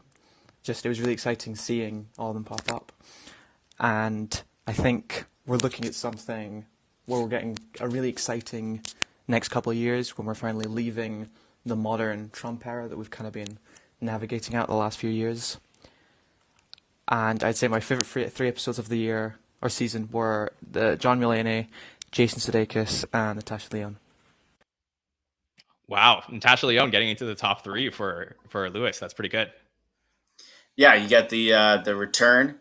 You got a Mulaney, who's a obviously beloved as a host by fans. And then you got the finale and the farewell. So hit a lot of ground with those sketches. I mean, with those favorite episodes. I think he also hit the nail on the head. Like, I do think that they struck gold with what they brought in this year. I know at the beginning of the year it was reported that Please Don't Destroy was coming in as cast members, which obviously turned out to not be true. But they did get time. They did get screen time. JAJ, I think we can all agree. Yeah, it times faded in the second half of the year, but found some hooks with some really, really great impressions. He is going to be a Swiss Army knife for them for years. Sarah Sherman, who I've said at times I haven't seen it from her as much as other people have, but I still think she's going to be phenomenal. And Aristotle, I know fans are beating their heads against the wall. They want to see more of him. I think he's going to get a second season, and I think he's going to have there have been times where people don't have great first years, and then they come back in year 2 and they explode. And I think he could do the same thing. So I think, it's like a great draft for like a rebuilding team. And they weren't necessarily rebuilding, but to bring in the talent they brought in on screen this year was huge. I could not agree more. And we will talk about Aristotle coming up. So that'll be one of the questions we always do on our patron feedback shows. But let me bring in one of my favorite guys also that we got to talk to every single, really almost every single month here on the SNL Network. And we got to talk to him off the podcast too. Such a wonderful person and someone great with sketch comedy. It is Carlos Rodella. Carlos, how are you? Oh, there, Carlos, I got you muted. Maybe just double check that your microphone, you're not muted on StreamYard, you're muted on your own. So just double check that for me when you can. In the meantime, no, I don't got you. I'm going to take you off. Just make sure you just check everything on your end. I'll bring you back up in a couple minutes. Okay, Carlos? All right. In the meantime. Sarah Sherman fan. Yeah, for sure. Yeah, I guess he had a lot. We spoiled the bit, but I guess he has a lot of Sarah talk to come up. So we'll get Carlos's thoughts in just a few minutes. Haskell, in the meantime, while we wait to bring back up Carlos, maybe I'll play you one more video from one of our patrons. Let's do it. Let's do it. Let's hear from Ike Moore. Hey, SNL Network, back at it, man. It's Ike Moore here. Sorry I can't be there with you guys live, but it is summertime. Everyone's going crazy. But I did want to come on the last feedback show of the season to give you my overall thoughts of season 47. I'm just going to keep it short and sweet. I feel like season 47 is the beginning of what Victoria on the Roundtable show called the Gen Z era of SNL. I feel like we have now entered into the Gen Z era. It just feels like a whole new show now. And, with the emotional farewells we've been talking about all week, that was, it really signified to me the changing of the guard. And I am a millennial myself, so I'm asking Generation Z, please take care of my baby SNL. Please, please, please. I feel like you're going to see a lot of the newer cast shine. You're going to see a lot more Please Don't Destroy. You're going to see a lot more Sarah Sherman. I can never say her name. Sarah. You're going to see a lot more Sarah on this show. Aristotle, that's a controversial topic. You guys have probably beaten to death. But I do feel like he will be back because I feel like now he has a fair shake. I feel like now with a lot of the veterans gone, he'll finally get his spotlight. At least I'm hoping he will. I do wonder, and I'm going to leave that for my questions because I sent in 2 questions. I do wonder the status of Cecily. Everyone is saying she's coming back, but who knows? You know, a lot can happen between now and October. Keenan's obviously going to stay there. He'll probably be on the show until we all die. Colin and Che, that's another one. Will we see them return? Will we not? There's still a lot of questions in the air as we go into season 48. I know we had a lot of farewells, but there are still a lot of questions, and I'm sure as the months go on, we'll get those answers. My top 5 hosts of the season, though. Number 5, Lizzo. It was that SNL energy that I love, that party energy. Number 4, Selena Gomez. That's right. Selena Gomez is in my top 5. I know some of y'all didn't like it, but that episode, that spoke to me. I enjoyed that episode. You know, her deadpan delivery, she's like a Jason Bateman. You know, I just like that deadpan humor. Number 3, we have Oscar Isaac, the new Adam Driver. Someone you didn't even think could do comedy, just goes in and kills it. Number 2, John Mulaney. You know, I was a little apprehensive about him hosting so soon after, you know, his situation, but he knocked it out of the park. See, I get so excited talking about these things. He knocked it out of the park. Conan came in, you know, 5-timers, all that good stuff. And then we had number 1, Jason Sudeikis. I mean, what can you say? You know, he finally came back and hosted. It was the show I hoped it would be, plus more. And I do feel like the first time hosting is going to continue into this new season. I mean, like I said, we're in a brand new era. And, you know, I'm sure they want new hosts. They want new favorites to come up to host.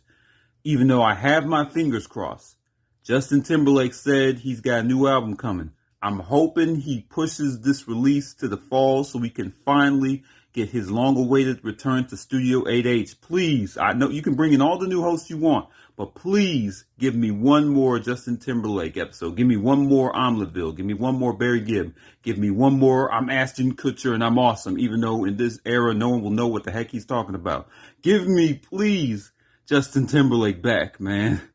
But, you know, overall, like I said, I enjoyed this season. I feel like we are in a golden age and we are in the beginning of a new era, as you've heard me talk about. So, you know, it's a real blessing to see. And I feel like we SNL fans, we're in for a treat, man, going into season 50. I know we're on season 48, but, you know, in this new energy that Studio 8H has, the road to season 50 is going to be beautiful. So, hopefully I'll talk to you guys during the summer. You know, SNL Network, y'all been awesome with these recaps and everything. Much love to John. Much love to Haskell. God bless y'all. Thank you.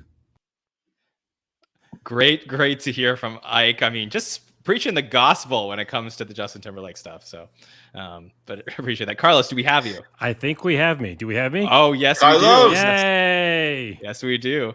I was saying that me and Sarah are hanging out, but yeah, then technical difficulties happen. Okay. Hello.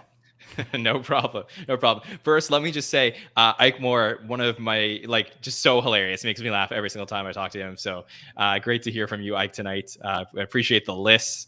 Really great. But Carlos, having you live on the show right now, always great. You were fantastic on the patron feedback shows this season. How did you feel about this finale? Yeah, the finale. Oh, man. And by the way, I've been watching you guys do the stream. It's awesome. Love the SNL Network. Love always being here and talking about it and processing all the stuff that happens all season. So thank you for having me.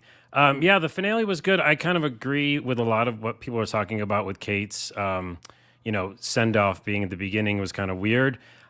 I think that the whole episode, if it raised to that level, it would have been amazing. But, I just don't think it did. And maybe it's setting themselves up for failure because it was really hard to top that. It was this really magical moment. And so then the rest of the sketches, some of them are just okay sketches. But that moment was not just okay. That moment was like special. Yeah, and right, but how rare is it, Carlos, that we ever get, and like this is I was the one who was arguing against putting it there, but how rare is it in the history of the show that we get such an amazing cold open that it actually outshines the rest of the show? Right, exactly. And that's like, it's a double-edged sword. Like if the whole show would have like elevated, which is what I was hoping for, and not to say it wasn't a bad show. It's just that like that is such an epic moment. And yeah, again, to echo other people, I wanted Kyle's send off. I love Kyle. I was watching him on YouTube when he was just had like 100 views. I've always liked his weirdness and awkward humor I can relate to. So yeah, to not have him have a send off was kind of sad. But I did like 80s on the news desk. That was nice. Yeah. But, and how about overall season 47? Like where are you how you feeling about it as it wraps up? Well, obviously, the woman to my left or right, as you see, loved Sarah, loved Aristotle, loved all the new faces, and Dismukes like totally grew on me. Oh my goodness, I'm like such a Dismukes fan now. I don't know if he had to get more like screen time and more writing time, but like, yeah, I really like them. JAJ grew on me as well. I know everybody just like loved him out the gate, but I just didn't want more Trump after we had so much of it. But he's just, phenomenal at it. And like Haskell was saying, like, I think he's just going to be like a great Swiss Army knife for the whole, coming years. He can do a lot of different things, so that's cool. But yeah, overall, the whole season, though, it was tumultuous is the word. Tumultuous, because it's like moments of greatness, moments of weirdness. Will Forte doing old school 90s humor. Then the COVID show that I was a part of with you. And just weirdness of are they coming back, and some cast members just not being there for weeks. So I think if you look at it as a whole, it was a weird season, but the stuff that happened is really, some of it was really, really cool. And I think it probably got a lot of people back into the show. Interesting. Haskell? Yeah, one of the things we've heard a little bit from a lot of people is like this season was a roller coaster. And there's part of me that wishes it was a roller coaster. Some of it was just like there was the Christmas episode being canceled like that day is one of the craziest things we've ever seen with SNL. Besides that, I don't feel like the show ever tanked. I don't feel like it ever got to the point where things were weird.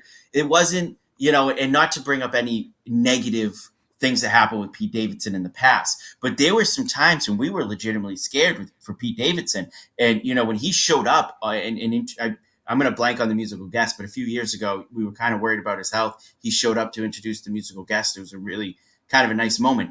That was a roller coaster to me.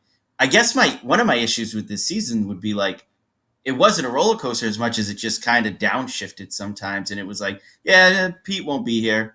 Yeah, Kate won't be here. Yeah. And then I wish that it almost was like if we did get a big decline in some drama, that the highs would have felt even more higher. Instead, it just felt like it was, first gear, second gear at times. Yeah, maybe a better word is like scattered at times, because it didn't really ever drop off, like you said. And every, episode I wanted to watch, I was like, oh, some weird sketch at the end will be amazing, or something might happen that might be good. But then again, kind of going back to the guests we were talking about, like, or the hosts, you were talking all episodes so far about which ones were your favorite. I have like 3, Will Forte and Sudeikis almost don't count because they're, of course, I'm going to like them. But I liked Rami a lot. I thought that episode's really good. Him with Aidy on the bed. Oh my goodness, it's so good. And then I thought Billy was cool just because it was different. And so and then we had Please Don't Destroy too this year. So like, that's what I mean by the episode being, or the whole season being kind of like all over the place. It's like a lot to process. New players, Please Don't Destroy. And a lot of the episodes just felt kind of like, I don't know how I feel about this. This host is doing an okay job, but I don't know if I'm laughing as much. So yeah, I don't know. All right, Carlos, do you want to take a question from the listeners? I'll read it out for you. I would love to. Okay, I'm happy we have you on for this one because we got a question that we've never gotten on the Patron feedback shows before. Ooh. So this is from Cart Smith. Okay, Cart asks, it seems like Aristotle hasn't gotten much FaceTime this season. Any concerns for him? Yeah, Cart, that's a perfect question. Have you ever watched the SNL Network? Yeah. By the way, the other picture I was going to pick For those listening on the podcast, I have a picture of Sarah Sherman behind me. I was going to pick Aristotle as Robot Laughington 3000 or whatever his name was. I love Aristotle. Laughing Tosh, yeah. I love Aristotle. I think he kind of destroyed in a couple of them. Oh, pun intended. He's got such, I think, oomph and something to give. And I think we're going to see it next season. And yeah, I just think that he didn't get enough screen time. Obviously, it's kind of like the running joke that where was he again? Was he cut again? I really enjoyed the robot thing on News Desk. I really enjoyed Angelo. Some people don't like Angelo, I guess. I looked on the internet and people were like hating Angelo. But yeah, I don't know. I think he's got something. I think next season will really tell if it's what I think or if it's not going to work. Haskell, make the case for us, not why he should come back, because I think we all agree we would like to see more from Aristotle, but why will he come back on the show? The case for why he'll be back, I think, is pretty much a numbers game. I think that Lorne, his plan of keeping a big cast took a hit now, but I think this is what he was building for. I don't think Aristotle was brought in to be JAJ this year and jump in and take all the screen time. I don't think even they've used Punky Johnson to what they've wanted or what they think that she can do. I think you have 4 cast members leave. I think there's plenty of space on that cast. I don't see them going out and replacing all 4 departing cast members to a one-on-one base. I don't see them hiring 4 new cast members. If they go out and they travel the country and they're back on the road and they do all their showcases and they have 6 can't miss cast members, I'd be a little worried about Aristotle. Besides that, I think he did what a first-year cast member does. And I think recently maybe there's been a lot of really good first-year cast members that we're a little spoiled, that we forget that sometimes your first year on SNL, you are supposed to play the waiter and the bailiff. And that was his year doing that. He didn't screw it up. And, rumors of him punching Lorne or whatever those were false, clearly. So he's going to be back, or whatever the rumor was of him doing something. It's not true. Completely and utterly not true. But so that's why I think it's a numbers game. His spot on the cast is there. He earned it by becoming a cast member on SNL, and he'll be there next year to try to continue to move forward, to get out of that being a featured cast member. Can I bring up something real quick? That brings up a good point. So I've been listening to a lot of Fly on the Wall, which is a great podcast about SNL with David Spade and Dana Carvey. I encourage everybody who loves SNL to check it out. They talk to a bunch of people who either host or cast members. And, David Spade, was fighting for his job all the time. First 2 seasons. I mean, like you said, Haskell, we're spoiled sometimes. I love that Sarah came out the gate, and I, again, come on, we get it already, Carlos. You like her. But, it usually takes a bit. You got to figure it out. You got to find the people you're going to write with. And so, David Spade, you go he's a legend, and it took him a while.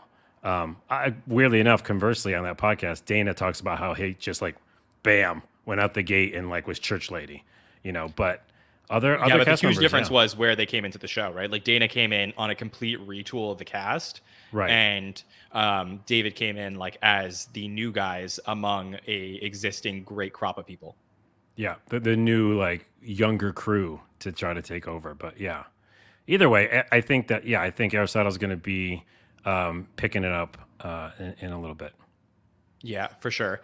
Also, about Fly on the Wall, the conversation, for those who listen to it, with Jim Downey, I could not recommend enough. One of the most fascinating SNL conversations I've heard, just to hear Jim's stories. He is just so impactful on the show. So I could not recommend that conversation more.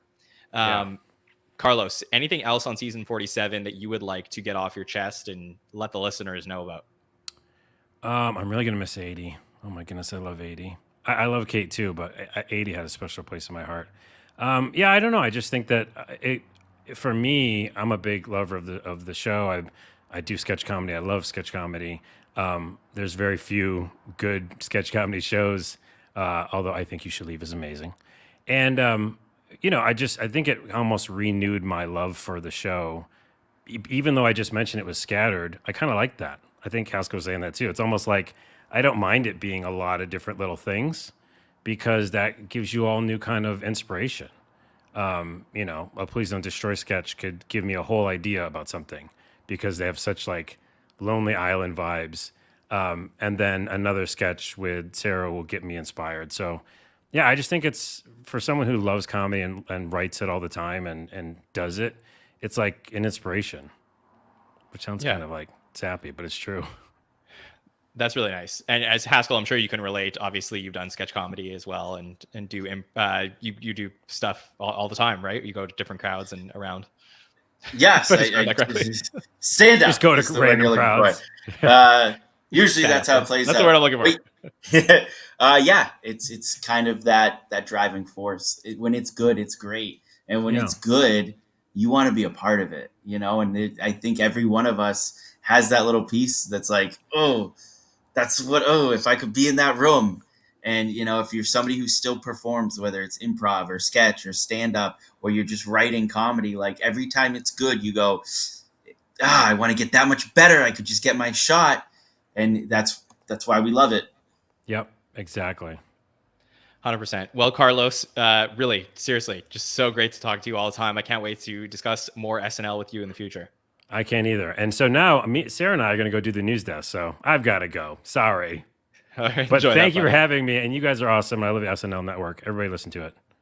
Thank you so much. Appreciate it. We'll talk soon, man. Have a good one. Bye.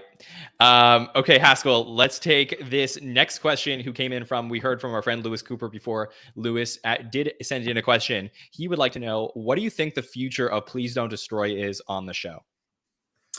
So I was alluding to this before, right? And we talked about, Please Don't Destroy maybe being absent from the show because they were doing NBC upfronts, which is, upfronts. Can you imagine? Like, do we have people of a certain age probably have no idea what that even is? Like, and network TV upfronts. But that gets me thinking. It's really cool for them. It's incredibly disappointing as a fan. And this is what scares me. I think there's two paths for Please Don't Destroy. I think they'll continue the same way next year. Potentially, I could see one of them being added to the cast, sort of like a Lonely Island situation, especially if they don't really, replace the cast members that left. If they keep the same cast, maybe they just add somebody from Please Don't Destroy, and they continue what they're doing. That's one path. The path that scares me, though, and I feel like this has happened with SNL writers a lot recently, is I could see something where halfway through next year, we get a headline that says, Please Don't Destroy leaving SNL to focus on their pilot.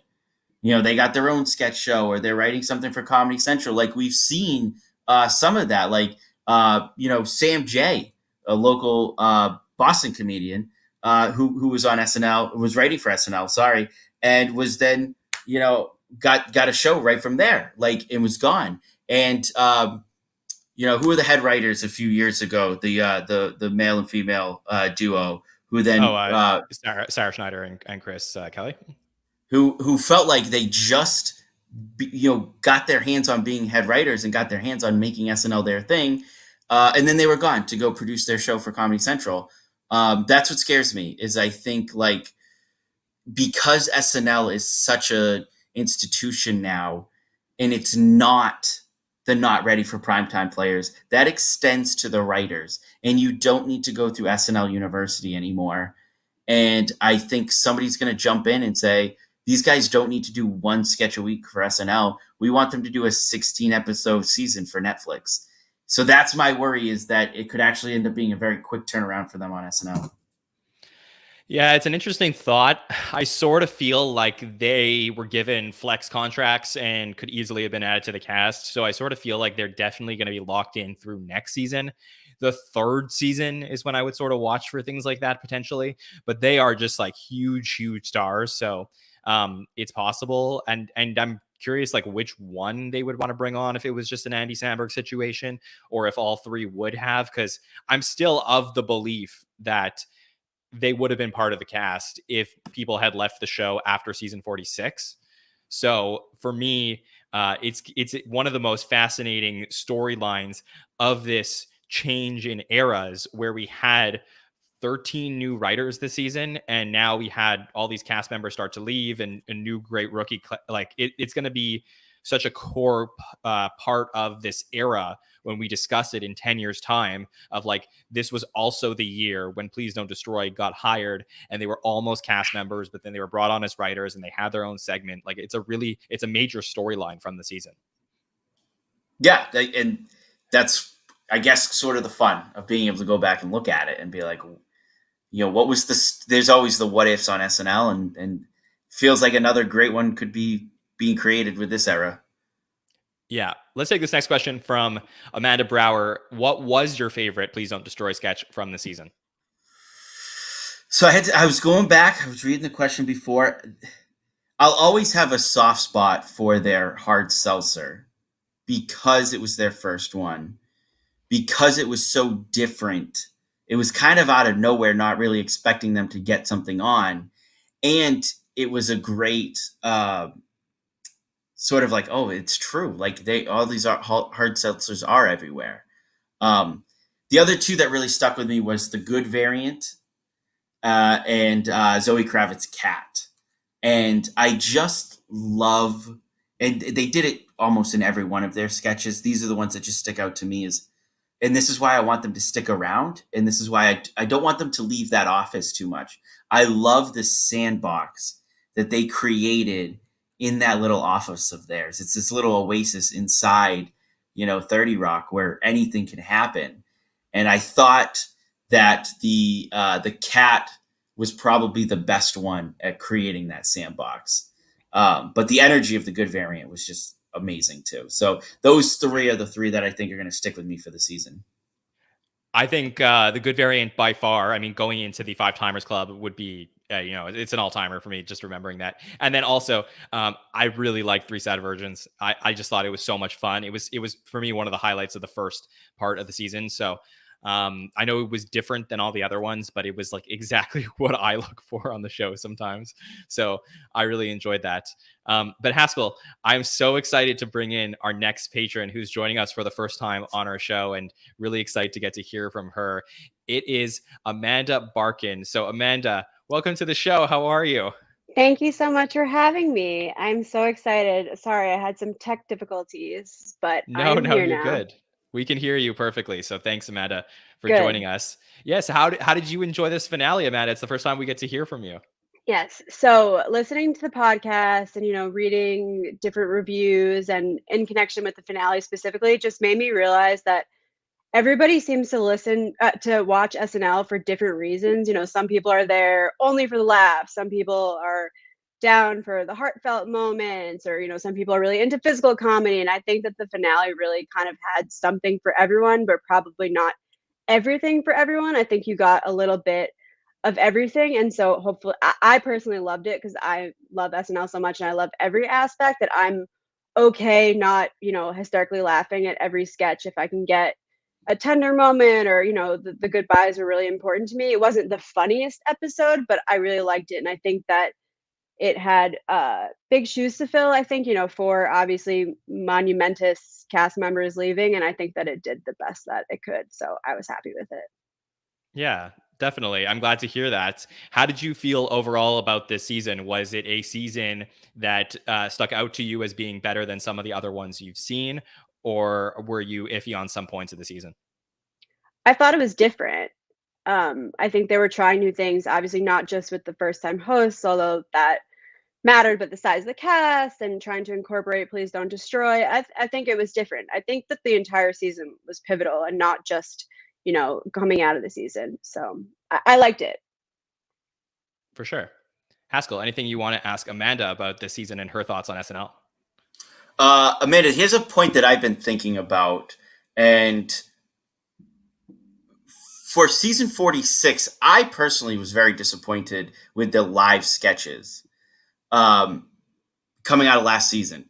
They added a lot of new writers. There's a lot of new energy this year. For me, I felt that there was a new energy to the live sketches this year, and they rebounded pretty well. Is that something that you noticed? Or if not, is it something that you think, you'd like to see moving forward, or what are your thoughts on that? I definitely think there was a new energy with the live sketches. I don't know if it had to do with the writers so much as like maybe the new cast members. Like I know you guys have talked a lot about like Andrew Dismukes, for example, who's been in a lot more live sketches than he was last year, his rookie year, obviously. And I think his energy is insane, and like kind of them take someone like letting Chris Redd take the reins on a lot of the live sketches. I think he's always brings like a ton of energy.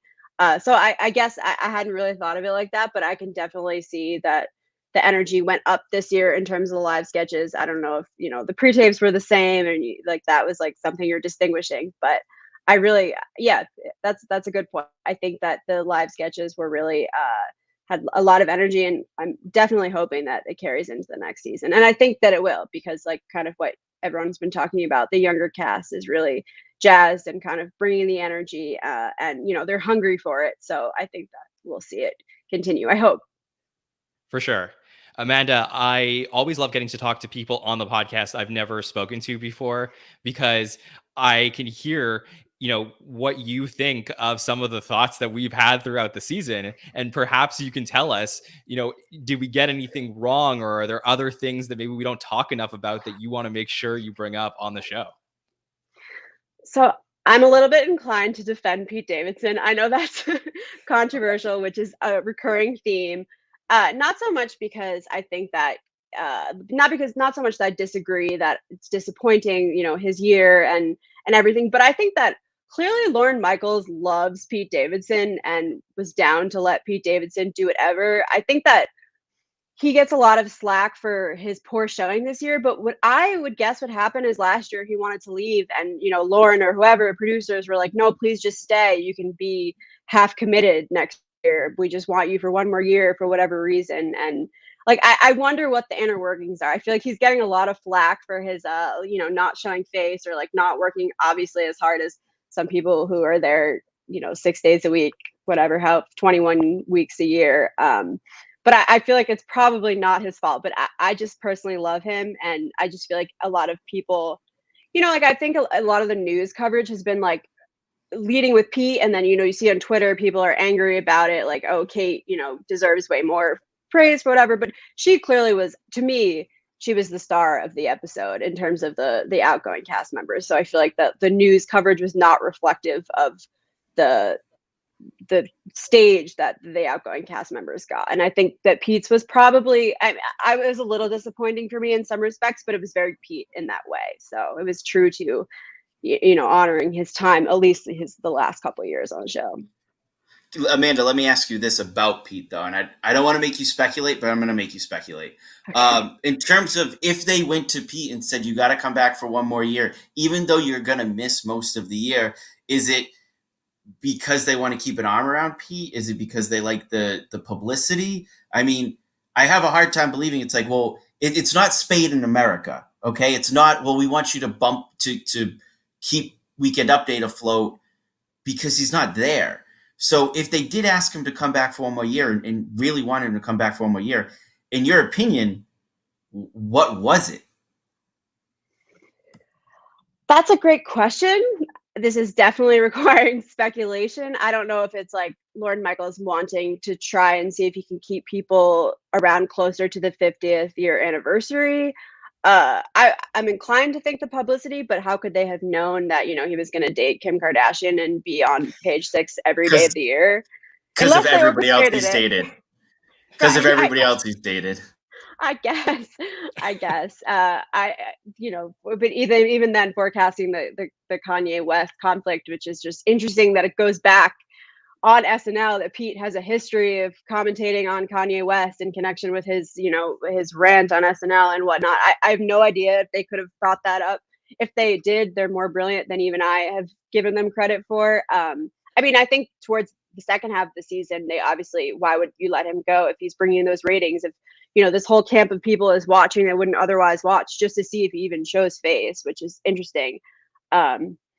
He's generating more publicity for the show. If you Google his name, there's an article about SNL, even though he hasn't been on SNL in whatever 6-7 shows. So, but I really don't know why they could have done that. I just have a hard time, just given the history of the show and commitments that people have to make, thinking that this was like that he really just went rogue and really just stopped showing up and was able to, do that. So I think that's a fair thing. I think by your analogy, it's sort of like when parents give their kids a curfew and then they sneak out at night. It's like, are you blaming the kid, or is the parents too hard on them because like Pete sort of snuck out for a bunch of episodes? So right. I think you could look at it both ways, but Right. I love that perspective. Right. I also think it's interesting, when Cecily was gone, when Kate was gone, we had an explanation. Like, we're like, here is this project that they're doing. Whereas like, we really haven't gotten an explanation for Pete, and we've kind of just guessed that there is none. He's got a few things in production, but we don't know the like concrete reason, like, oh, he's filming this show on Saturday, so therefore he can't be there. We just don't know. And I don't know if that's now by design, because it's just generated so much media speculation and coverage, like what, they're just letting it ride out. But we just like don't know if he had concrete commitments or not. For sure. Hopefully we do find out one day. Amanda, you're so fantastic on the podcast tonight. I hope we get to speak to you more. Please join us next year for a full patron feedback show, because I want to hear all your thoughts on a particular episode. I would love to. It's very nerve-wracking being on a podcast, but I'm excited. And no, you were so great. Yes, for sure. Well, I hope you stay in touch, and thank you for your support as always. You are always welcome back. Okay. Thank you so much. Thanks. Have a good one, Amanda. Okay, we got a couple more patrons coming on with us tonight. We also have a few more questions to answer. Let me start by bringing up our friend Brennan Keller, who is here. Brennan, so great to hear from you as always. Brennan, how are you? Yeah. Hi, I've been in quarantine for 5 days. It's awesome. I'm feeling good. Oh. Yeah. Oh, no. Okay, well, I hope you're feeling okay. Yeah, no, we're all good. We're good. Like 85%. All right, Brennan. Glad to hear that that you're feeling a little bit better. So, Brennan, let's get your thoughts on the finale. It was, as the children say, mid. It was mid. It was a mid episode. I'm sorry. I first off, I like that everyone was super high on it, but everything, if it was not the finale and it did not have the tones isn't the right word. If it didn't have the parts that made the finale special, then it's just a pretty good episode. The sketches were pretty good. Pre-tapes were pretty good. And the weekend updates features were pretty good. And that's where it was. It wasn't the best episode of the year, and it gets a few extra brownie points for doing some special stuff for the leaving cast members. So that's where I am with it. Okay, that's totally fair. Mm-hmm. Brennan, do you want to help us answer a question that we have from our listeners? Of course, absolutely, yes. Okay, so let's take this question from Naomi Wyas, who I believe was in our chats, and I got to talk to a little bit this week. So hi, Naomi. There's been discussion regarding the number of cast members. My initial thought was for pandemic-related reasons, in case somebody got sick, there'd be more people available to do the show with 21 people. But now that 4 have left, it makes her think that having a large cast this season was due to the departures that may have already been planned, and they wanted to see how some of the younger understudies would do. Would love to know if you think they will announce any new cast members for season 48. Brennan, do you think we're going to get any new people? Yeah, I think I don't know if they will be in-house new people or brought from away. Like I know I think everyone was last year. I don't remember if anyone was a writer beforehand, but yeah, I would not be surprised if we get maybe not 4, but we get like 2 new people next year. That's where I am. Haskell, what do you think the number is? I would say 2, but I wouldn't be surprised if it's 1. I think at this point, I think there's a lot of factors, and we've talked about a lot of them in terms of Lauren wanting people to stay till 50, COVID, allowing people to leave. There's all those reasons. I think there's a little part of it too, though, that is it's budgeting, right?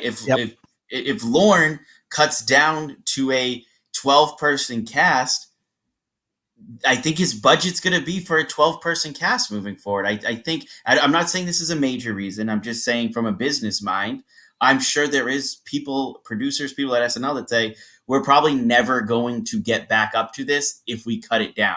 So I think they will add to the cast to keep it somewhere around that high teens mark. Mm-hmm. Is it going to be a new woman or a new guy? What would be your guess? I mean, I would say it's a new girl, but I would say it's probably likely to be a new female cast member, and then potentially somebody from Please Don't Destroy if we were going to get 2 people. Yep. Oh, for sure. Okay. Brennan, I know that you wanted to talk a little bit about what was happening on the Live from New York subreddit, because you are a big part of that. And that's actually where we found Haskell in the first place. Haskell is one of the moderators on the Live from New York subreddit. So it's cool to have both of you on for this episode. So you sent me a little presentation. Let's just keep it as tight as possible, because we do have it'll be easy. It's easy. Yeah. It's nothing crazy. Okay. So let me go back to the first slide. You tell me what to do. So you want to just explain what we're showing to the listeners? Okay, so every single week at the SNL subreddit, we ranked every single sketch, every single Weekend Update feature, and every single pre-tape that was in each episode, every single monologue, every single cold open, every single musical guest. And over the next 2 pages are what I was able to write down out of it. It's just Excel sheets. It just has how many votes that stuff got and how many how many people approved of it, how many people disapproved of it. It's a lot of mumbo jumbo, but it's not important. What is important, I got the top 3 and the bottom 3 of everything, and I'll just go through it really fast. So the worst of this season was the worst weekend updates, not including, or yes, including the features. Surprisingly, the answers are the Benedict Cumberbatch episode, the Lizzo episode, and then the Ariana DeBose episode. I don't know. I rewatched them. They were fine. Worst weekend update features are up next, and Kyle Mooney's sweep. So, youch. Baby Yoda from the Selena Gomez episode, Baby Yoda from the Simu Liu episode, and then Dan Bulldozer. So, oh boy. Kyle. Yeah. Real big impact. Ouch, that hurts. I know. Okay. Next one we got was the worst cold opens of the season. The Johnny Depp trial, negative 158 votes. Worst of the season out of everything considered. And I was quite surprised because, I didn't see the hate for it. But the other 2 were Trump cold opens. So the Easter Wishes with Lizzo and then the Fox and Friend from the Gerard Carmichael episode ended up in 2nd and 3rd place. Worst monologues. Only one monologue was very much disliked. It was the Zoe Kravitz one, which was the big Catwoman one, which, again, oh well. Jonathan Majors was not very promising either way. And then the Ariana DeBose was the singing one with the West Side Story in there. So, not a fan of that one. Worst pre-tapes. Speaking of the best episode of the year, from a lot of people, Jason Sudeikis had the worst pre-tape of the year with the men's underwear pre-tape. I think it's fine, but it's nothing special. I'm pretty disappointed that Christmas Socks was pretty unliked because I love that one. That's one of my favorites of the year. And then for all the Sarah Sherman fans, Chucky was not very liked either. Up next, the worst musical guests. I don't think rap is for a lot of people on Reddit, at least from what I'm seeing, as all 3 of them did not go very well on either end of the schedule, either end of the thing. So Gunna and Gunna was the worst, and Rosalia and Saweetie are not in jail, so that's important. No, exactly. Worst sketch of the year, school counselors. Not a great sketch there. The nativity scene from the Billie Eilish episode is the 2nd worst of the year. And the 3rd is another big Kyle Mooney sketch with him talking about the story of Gerard Carmichael telling a story about a muffin or a crepe. And so let's go. The worst episodes of the year considered by Reddit are going to be the Zoe Kravitz episode, the Ariana DeBose episode, the Jake Gyllenhaal episode, and the Selena Gomez episode. My least favorite is probably the Jake Gyllenhaal episode, but that's just me. Reddit. And we got the quick best ones right here. Same thing, same order. The best weekend updates are going to be the Jonathan Majors episode. Somehow, I couldn't really tell a difference of why this one was so high, but I really liked it from what it was. Best weekend update this season, second best and third best, Will Forte, and then the Paul Rudd one with Tina Fey. Best weekend update features Goober the Clown, Sarah Sherman's first Showtime, and then the Peyton Manning episode where he talks about Emily in Paris, or from the Willem Dafoe episode. Best cold opens, Ukraine Choir, the Close Encounter from the finale, and the Roe v. Wade one with Benedict Cumberbatch. Best monologue was John Mulaney. Jarrod Carmichael was in second, and then Kim Kardashian got third. Best pre-tapes, we got The Man Park, we got Three Sad Virgins, and Good COVID. And in like the top 10, a lot of them are Please Don't Destroy. Exactly. Makes sense. Yep. Best musical guest, Taylor Swift, Billie Eilish, then Lizzo coming out on top. Best sketch, the Spectrum Cable sketch came out number 1. Black Eyed Peas came out number 2, and then Sleeptown USA came out number 3. And then with the best episode, Lizzo was actually surprisingly the highest voted. And if you can look at the average score right there, pretty close between the numbers. So 462, 457, 448, and 444 for the top 4 best there. So thanks for preparing that, Brennan, for us. That's really awesome. I mean, I'm just I'm so interested and fascinated how different different segments of our SNL community are when they describe things, because a lot of the things who are on here were definitely not like the overall sentiment of our podcast listeners. Oh, for sure. It's fascinating to compare to Reddit versus here. Mm-hmm. And then my I just want to mention one of my favorite sketches of the year that wasn't 3 top 3. 2 from the John Mulaney episode, The Monkey Judge, Nickelodeon Slime, and then one that no one will ever talk about is the 911 call from the Simu Leo episode, where they're all high on weed. And those are going to be on the floor. 3 that I really, really enjoyed. So for sure. Well, thanks for sharing that with us, Brennan, and thanks for joining us on our patron feedback shows this year. Always great to hear from you. Hope you are feeling better, and I look forward to talking more SNL with you coming up soon. Absolutely. Talk to you soon. Yeah. Have a good one, Brennan. Okay. Haskell, it would not be a patron feedback show without bringing on our next guest, our final patron joining us on the show tonight. Okay. Are you ready for this special guy? I'm ready.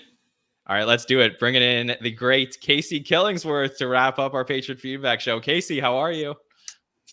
I'm great. Thanks for having me on one last time to really close out this season of our commentary on SNL. It's great to be here as always. Great to podcast with Haskell again too. So yeah, let's just bring it on home. For sure. Casey, let us know your thoughts on this season's finale. What did you think of it? Well, I thought they were going to bring it on home, but my thoughts are a little bit complicated. But suffice it to say, I think it still continued sort of the rocky path that the show's been on the last couple of months, like all the May shows did. But that's to be expected because it's like the high point of the focus of this season being on who's going to leave, who's going to show up this week, who isn't. I mean, Natasha Lyonne, well, going back a bit to the who's going to show up, who isn't. What's that? Okay, so yeah. I'm glad Kate got the farewell she did. It was very sweet. Everyone was a little emotional, me included a bit. Aidy was a very sweet goodbye, but it's kind of odd. I wouldn't expect her to do the trend forecasters with Bowen, and it was weird to see someone fighting off what seemed like laughs rather than tears during your goodbye, but it's been a strange season. And Kyle got his quiet goodbye, and people, I mean, even his most vocal critics, Kyle had an odd trajectory too. He seemed like he was going to have a good season, and then people were criticizing him like, oh, he's taking away Aristotle's airtime with the same stuff he's been doing for 9 years. But this, I'm happy for Kyle that he his goodbye, the thing he did on his last show got people to reevaluate. Oh, so we always love this niche part he had on the show, despite how weird his last season was. And Pete, I like Pete more than most people are willing to admit. I like his update stuff. I like the cut for time thing, even like his last Eminem parody. And I liked his. Yeah, I liked his. I've always liked his update commentaries. I like this. Just I get to finally get some closure on him. And Natasha Lyonne, as host, was she showed. Casey, sorry, I just want to just make sure. I muted you for a second because I just was losing you a little bit. So I just wanted to make sure. Do you want to just drop out of the call and come back in? Just because I don't know if it was an internet connection thing or not. And I just want to make sure we could properly hear your thoughts on Natasha Lyonne. We did, I believe, get most of that. But just if you want to just come back out of the call, come back in, and then you should be good to go. Okay, if that's okay. Yeah, no problem. And then in the meantime, Haskell, let's just take another question. We have 2 more questions to answer for our feedback show. Okay. This Monette asks, aside from Please Don't Destroy, which writers do you think did a good job this season? So any perspective on any of the other writers this season? Well, there's got to be a little bit of a caveat, right? Because I thought DiCenzo, I think it's DiCenzo, right? Not Vincenzo. Yep. Mike DiCenzo. He came in and had his hands everywhere. It's kind of weird to call him a new writer, though. That's a top guy for Fallon for almost 10 years. And I think almost he was coming in. It felt like an audition for a producer role.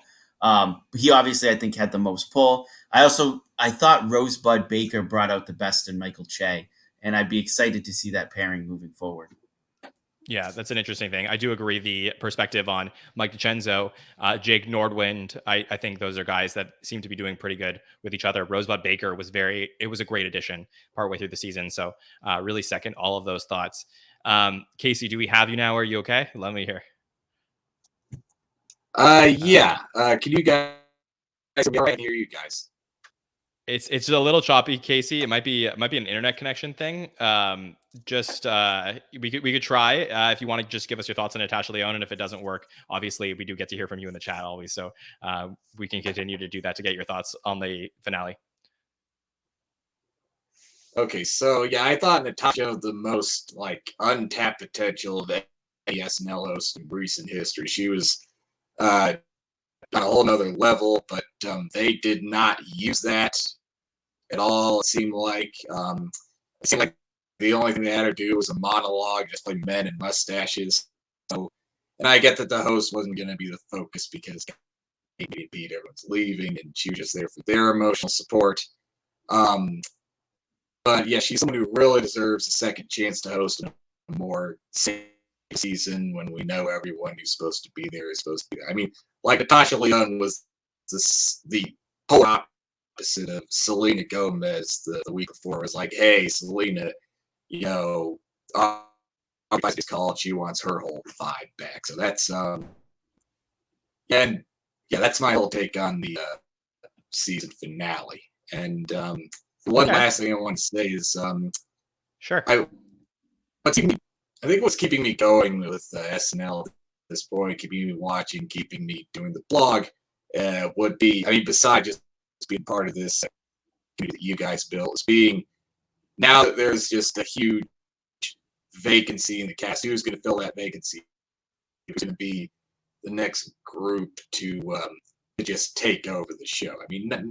I think it's a little too soon for them to add more people to the cast unless more people leave, and it's time for a new weekend update. Maybe just Che really didn't mind, but I think they should just get more use out of the 17 people they now have. Maybe it is time for Yang, Ego Woden, Sarah Sherman, Heidi Garner to take over the show.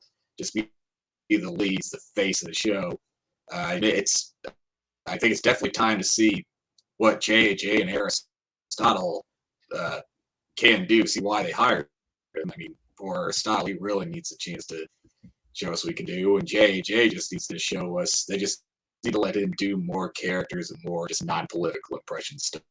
It's just like, let the newer people develop and let some of the junior varsity teams take over and just lead, just be the more experienced people that Lauren can hang certain parts of the show on. For sure. I would love to see it. Yeah. So, Haskell, we do have one more question on our list of questions for this evening from the great Blood Meridian, who we always get to see in the chat. Casey, Blood Meridian, obviously a very good friend that I get to see you talk to in the chat a lot. And this question reads, now that we are approaching the dawn of a new SNL era, with next season either being a transition year with more departures or the official start of said new era, what do you think the 2014 to 2022 era will be most remembered by, and how will it be regarded in the future compared to previous eras of the show? Thanks for a great season of coverage. So, Haskell, I'll start with you on this one. How do you think this era will be remembered? So, Ike in his pre-recorded thing said that, we're moving to the Gen Z era. I think one thing's noticeable. We're moving out of the theater kid era. I think this was an era kind of dominated by, SNL cast members who were theater kids. I think we are moving in a different direction, whether that be, TikTok stars, or I think we're moving into an era of people that made sketches growing up in a way that maybe other generations couldn't. What this era is going to be remembered for, it's going to be remembered partly as the theater kid era.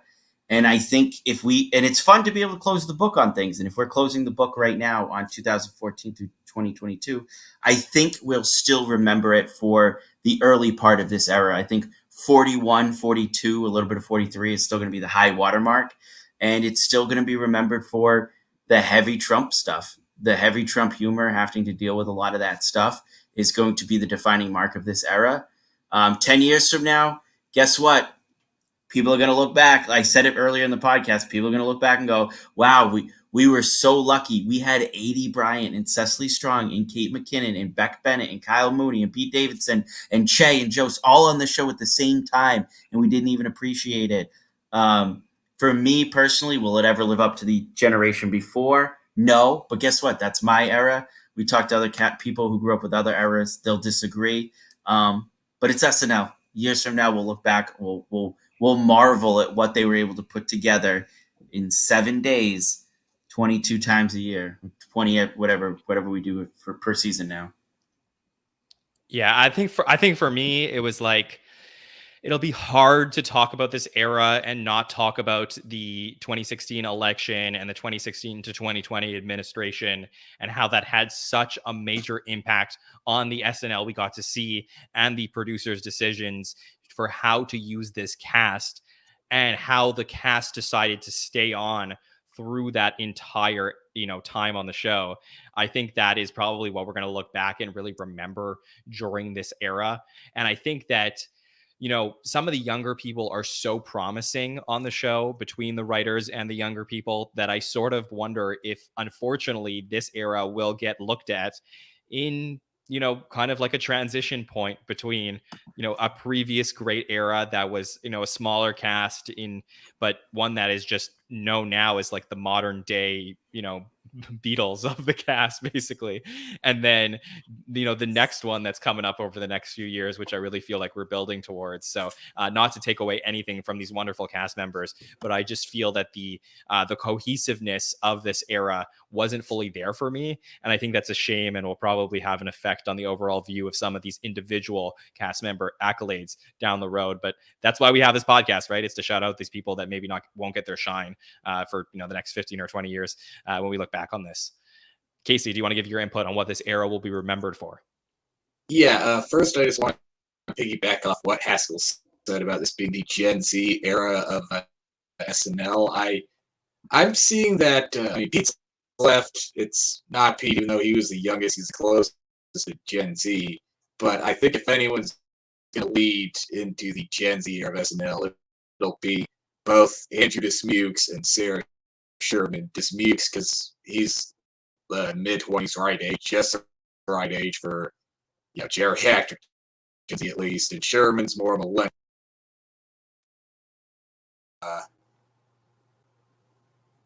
But Sherman's latched on to just a surreal nightmare weirdest humor that Gen Z's finds popular. But yeah, I mean, it is going to be known as transitioning out of the theater kid era and into the the Baldwin Trump era, which it started out promising in season 42 when Chris Kelly and Sarah Schneider were writing most of the Trump sketches and takes on Trump. It seemed fresh, and then it was just settling in that we're going to have to sit through 4 years of this. So they left, and just Joseph and Shea were writing it, but their heart wasn't in it. They just write it because Lord told them they had to. They said this. Lord thinks this is what's going to get the show press, and then it settled into the era of Pete overload, people looking at him in the tabloids, and like his biggest critics being like, really, this is the biggest star they got, and people looking at Kate as a bit, well, not past her prime, but just kind of pigeonholed into male Republican political roles, and just Kate has her fans. People love Kate, but they just don't want to keep seeing her do political stuff that her heart's not in. They just want to see her do her own thing and not have SNL pigeonhole her. But thankfully, we've escaped that. But as not to be too big of a downer on the era that just ended, as Haskell said, history will judge this era of SNL kinder than we did in the present. It always happens because people just can remember what they loved about Kate and Aidy, Pete, and all those people. I agree with that point. I do think that history will probably be kinder on the individual cast members. I think now it is our it's our duty as SNL media and as SNL people who cover the show to let people know about the good things from this era, especially post the Trump stuff happening. Over the last couple of years, there was a lot of really good gold there, and I think we can continue to bring that stuff out and talk about it. So Casey, I know it was brief tonight, and I'm glad we did get to hear from you just a little bit, but I just want to thank you as always for being one of the biggest supporters of the SNL Network, being in all of our chats every single week and joining us as many times as you have on the podcast this season. Really great to hear from you, and I look forward to podcasting with you again in the future. Thanks for having me. It's a pleasure of mine to be in the chats on the feedback show. I hope to keep doing it next year, and hey, maybe someday I could graduate from the level of just patron to someone like Haskell, who gets to sometimes do the hot takes and the roundtable shows, because that's for sure. I think that's where I really shine, but I'm happy to chime in as a patron sometimes too. Of course. I appreciate it, Casey, so much, and we're going to talk soon.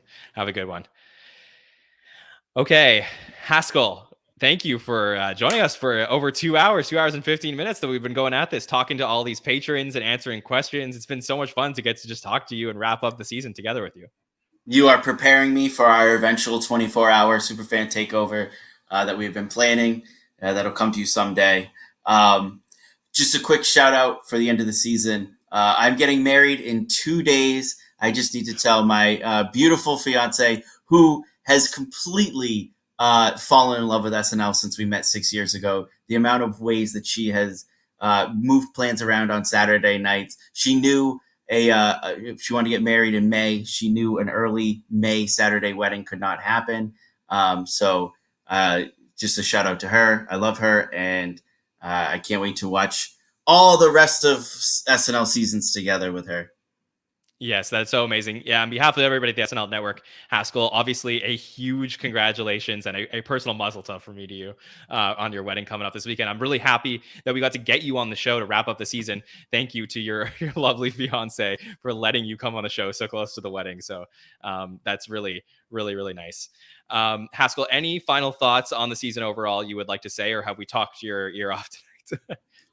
All I want to say is that, like watching it like a sports team or like a family, you're always going to have gripes. But my ultimate last take for this season is I am so excited for the future. I think there's a lot of great cast members that are there. I'm so happy for the memories that we made with the past cast members, but I think we're kind of ticking up on that roller coaster again. There's a new era coming in. We're going to build it together. We're going to see it come together. It's going to be a fun ride. Yeah, and I can't wait to do it with all of you, all the patrons, all the listeners. I am so excited for season 48 already. I'm giddy. I know it's a while away, but I'm looking forward to it.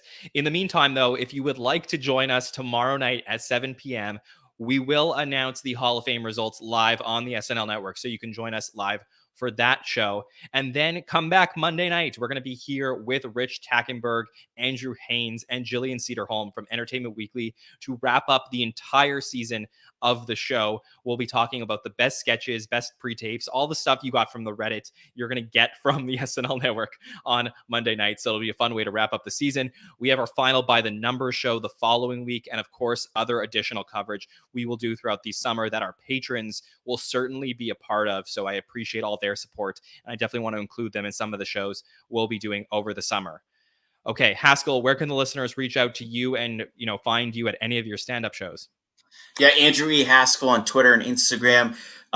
We have such an outreach in the New England area. June 11th at Bright Ideas Brewery in North Adams, I will be opening for Glenn Big Baby Davis, former Celtic, on his Life After Basketball comedy tour. So again, if you come to the show, mention SNL Network. I will buy you a beer. Bright Ideas Brewery, great brewery. And then come out, see Big Baby Davis and me, of course.